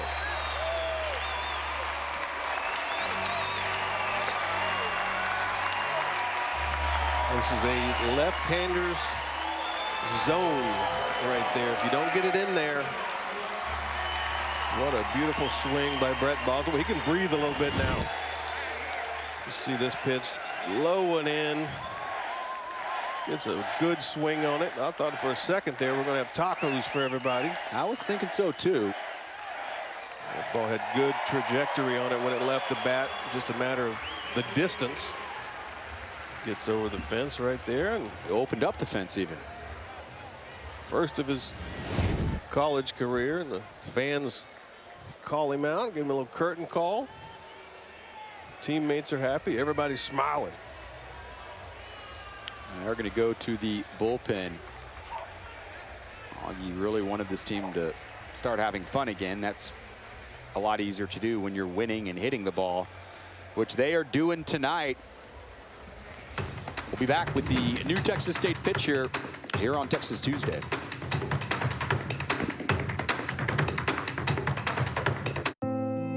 Baseball on Longhorn Network is brought to you by American Campus Communities, where students love living.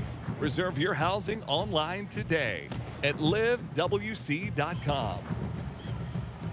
Great shot from our crew outside of the dish. Good crowd and great night. 75 degrees. Longhorns with a 7-3 lead. Texas State going to the bullpen here in the bottom of the 8th after Brett Boswell with a almost Kieschnick-esque shot that was high and tall and looked gone from the beginning. Braden Pearson now the guy. What do you know about this lefty? You see, the numbers are good on the season. Be his 10th appearance, sub-2 ERA. Normally used as a lefty specialist, but right now, on a Tuesday, 7-3 game, you want to save your pitching a little bit for your conference games. Get the left-hander in there and get him a chance to pitch to some right-handers. Not overpowering. Fastball, curveball, changeup. Joe Baker to left. Can he make it? Nice play. Boy, he has shown all night long that he knows what he's doing from Buda, and stuttered with another nice play, and the fans are going to give him a round. Yeah, and look at this shot right here. You know he's getting close to that wall. That's more of a protection slide right there and catch. You don't want to catch that ball running into the wall. Very athletic play. Thought that maybe he had a shot to sneak in the corner, but Ranger all over it for 2 outs. Here's Ben Johnson.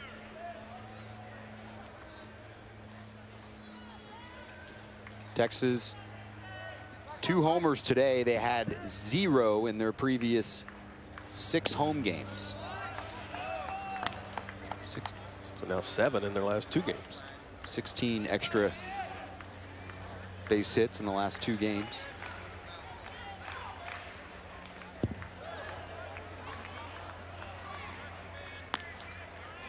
A lot of those have been extra base hits. How much with long ball variety? Right. How much of this team do you think is just confidence driven? I know confidence is huge in really everything in life, but certainly in athletics, and certainly in a sport where you fail 7 out of 10 times. Line drive caught. We'll continue that discussion on the other end. Brett Boswell getting his first home run in college, going deep to right, giving the Horns some pad.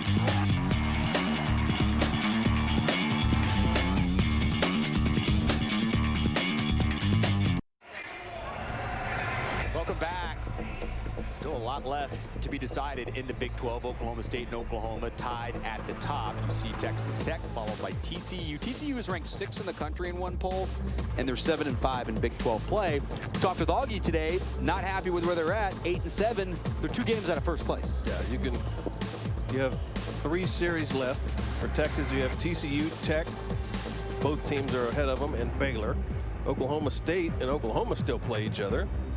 TCU still has to play Oklahoma, so that all the teams ahead of Texas are playing each other. It's still wide open for whoever wants to take the regular season. Still time for Texas. I mean, 1 through 5, the top 5 teams separated by 2 games. Texas State earlier this month, they were sweeping 3-game set. Kirby Bello, great story, senior from Nederland. You're going to see him drop down. You're going to see a lot of sweeping action from him. What a year, 1.27 ERA. He's been patient.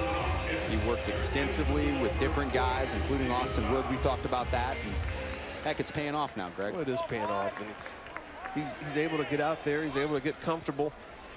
This will be the first time we've seen Kirby go from windup. I saw it and I'm like, wait a minute. Going out of the windup. Looking to face Paez. He's had the very good breaking ball. He's not afraid to challenge hitters. Only 7 walks. You saw that, and only 18 hits in the 28 innings. He's getting the ball over the plate. His defense is working for him, and Skip Johnson likes that. He's seen confidence in himself. His velocity seems a little up too. 2-2.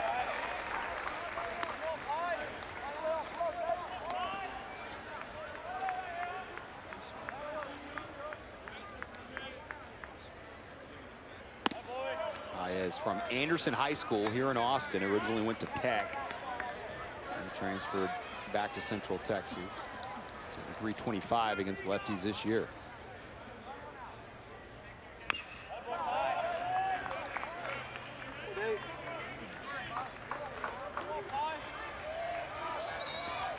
Don't forget Longhorn Extra coming up. Longhorns trying to finish this one off. Very high, but Ben Johnson will get under this. He hopes to play in the big leagues one day, and he just got a major league fly ball. I mentioned Longhorn Extra coming up. Ahmad Brooks is going to break down the Texas D. Marcus Holland, I'm assuming that's DeMarcus Holland, on Shaka. And then also All Access with Jack Mack. And all right. Ben McElroy. Am I wrong? Is his fastball, does it seem a little firmer? It does. It's got some good downward movement on it. He's been working on this windup for Kirby. Coming in with a 4-run lead. Worked on it. Still got the breaking ball. That hadn't gone anywhere. Texas an out away.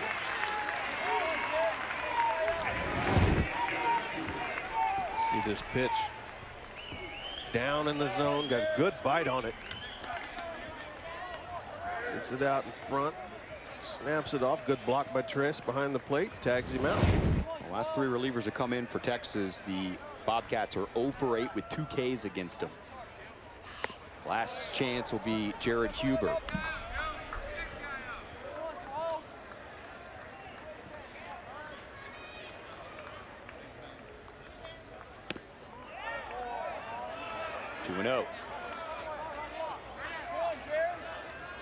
The windup's giving him 3 or 4 miles an hour. We've seen Kirby like 83, 84. Cantu will stay down on it. He'll take it himself, and the Longhorns take the Texas Tuesday game against the Bobcats. The Sharks meet in the middle. Well, Greg, the offense looked a lot better from the last time we saw him. Yes, Sunday The Bats came alive tonight. 8 hits, 7 runs, a couple more home runs here at home. Didn't look good early for the Horns. Give up 2 in the first, responded with 3 in the bottom of the first. The Bats continue to swing. Now 21 straight over Texas State. This was 7-3, not as close as a lot of them have been. Zane Derwitz starting to swing the bat. And look who's out at the ballpark tonight. Yeah, Ty Harrington. See him hugging Vinny Alcazar. Ty is family with Texas baseball. There's no other way to put it. And a lot of these guys, you see them shaking hands. They've been playing baseball forever, and a lot of them are really good friends. Really surprising, 21 straight wins.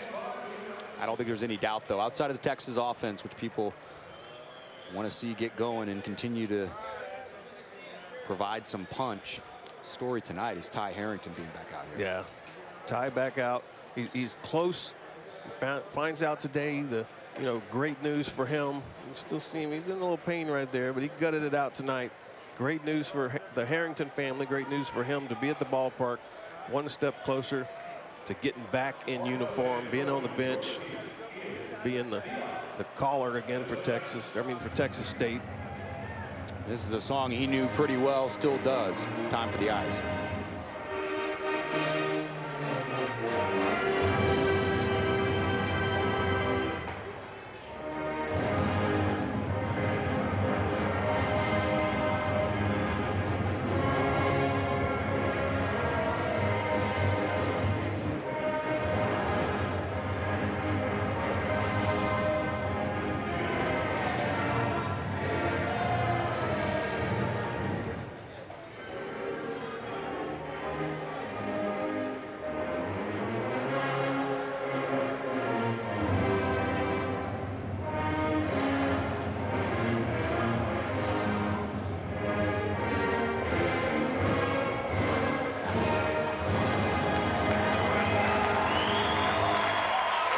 Smiles for the Texas Longhorns. They beat Texas State 7-3. Texas baseball returns to Longhorn Network next Tuesday at 6 as UT will host Prairie View A&M. Coming up next is Longhorn Extra for Brian Gramling, the best stat guy in the business, Drew Irvin, Brad Sheldon, Greg Swindell. I'm Kevin Dunn. Here's Shane Slater with LE.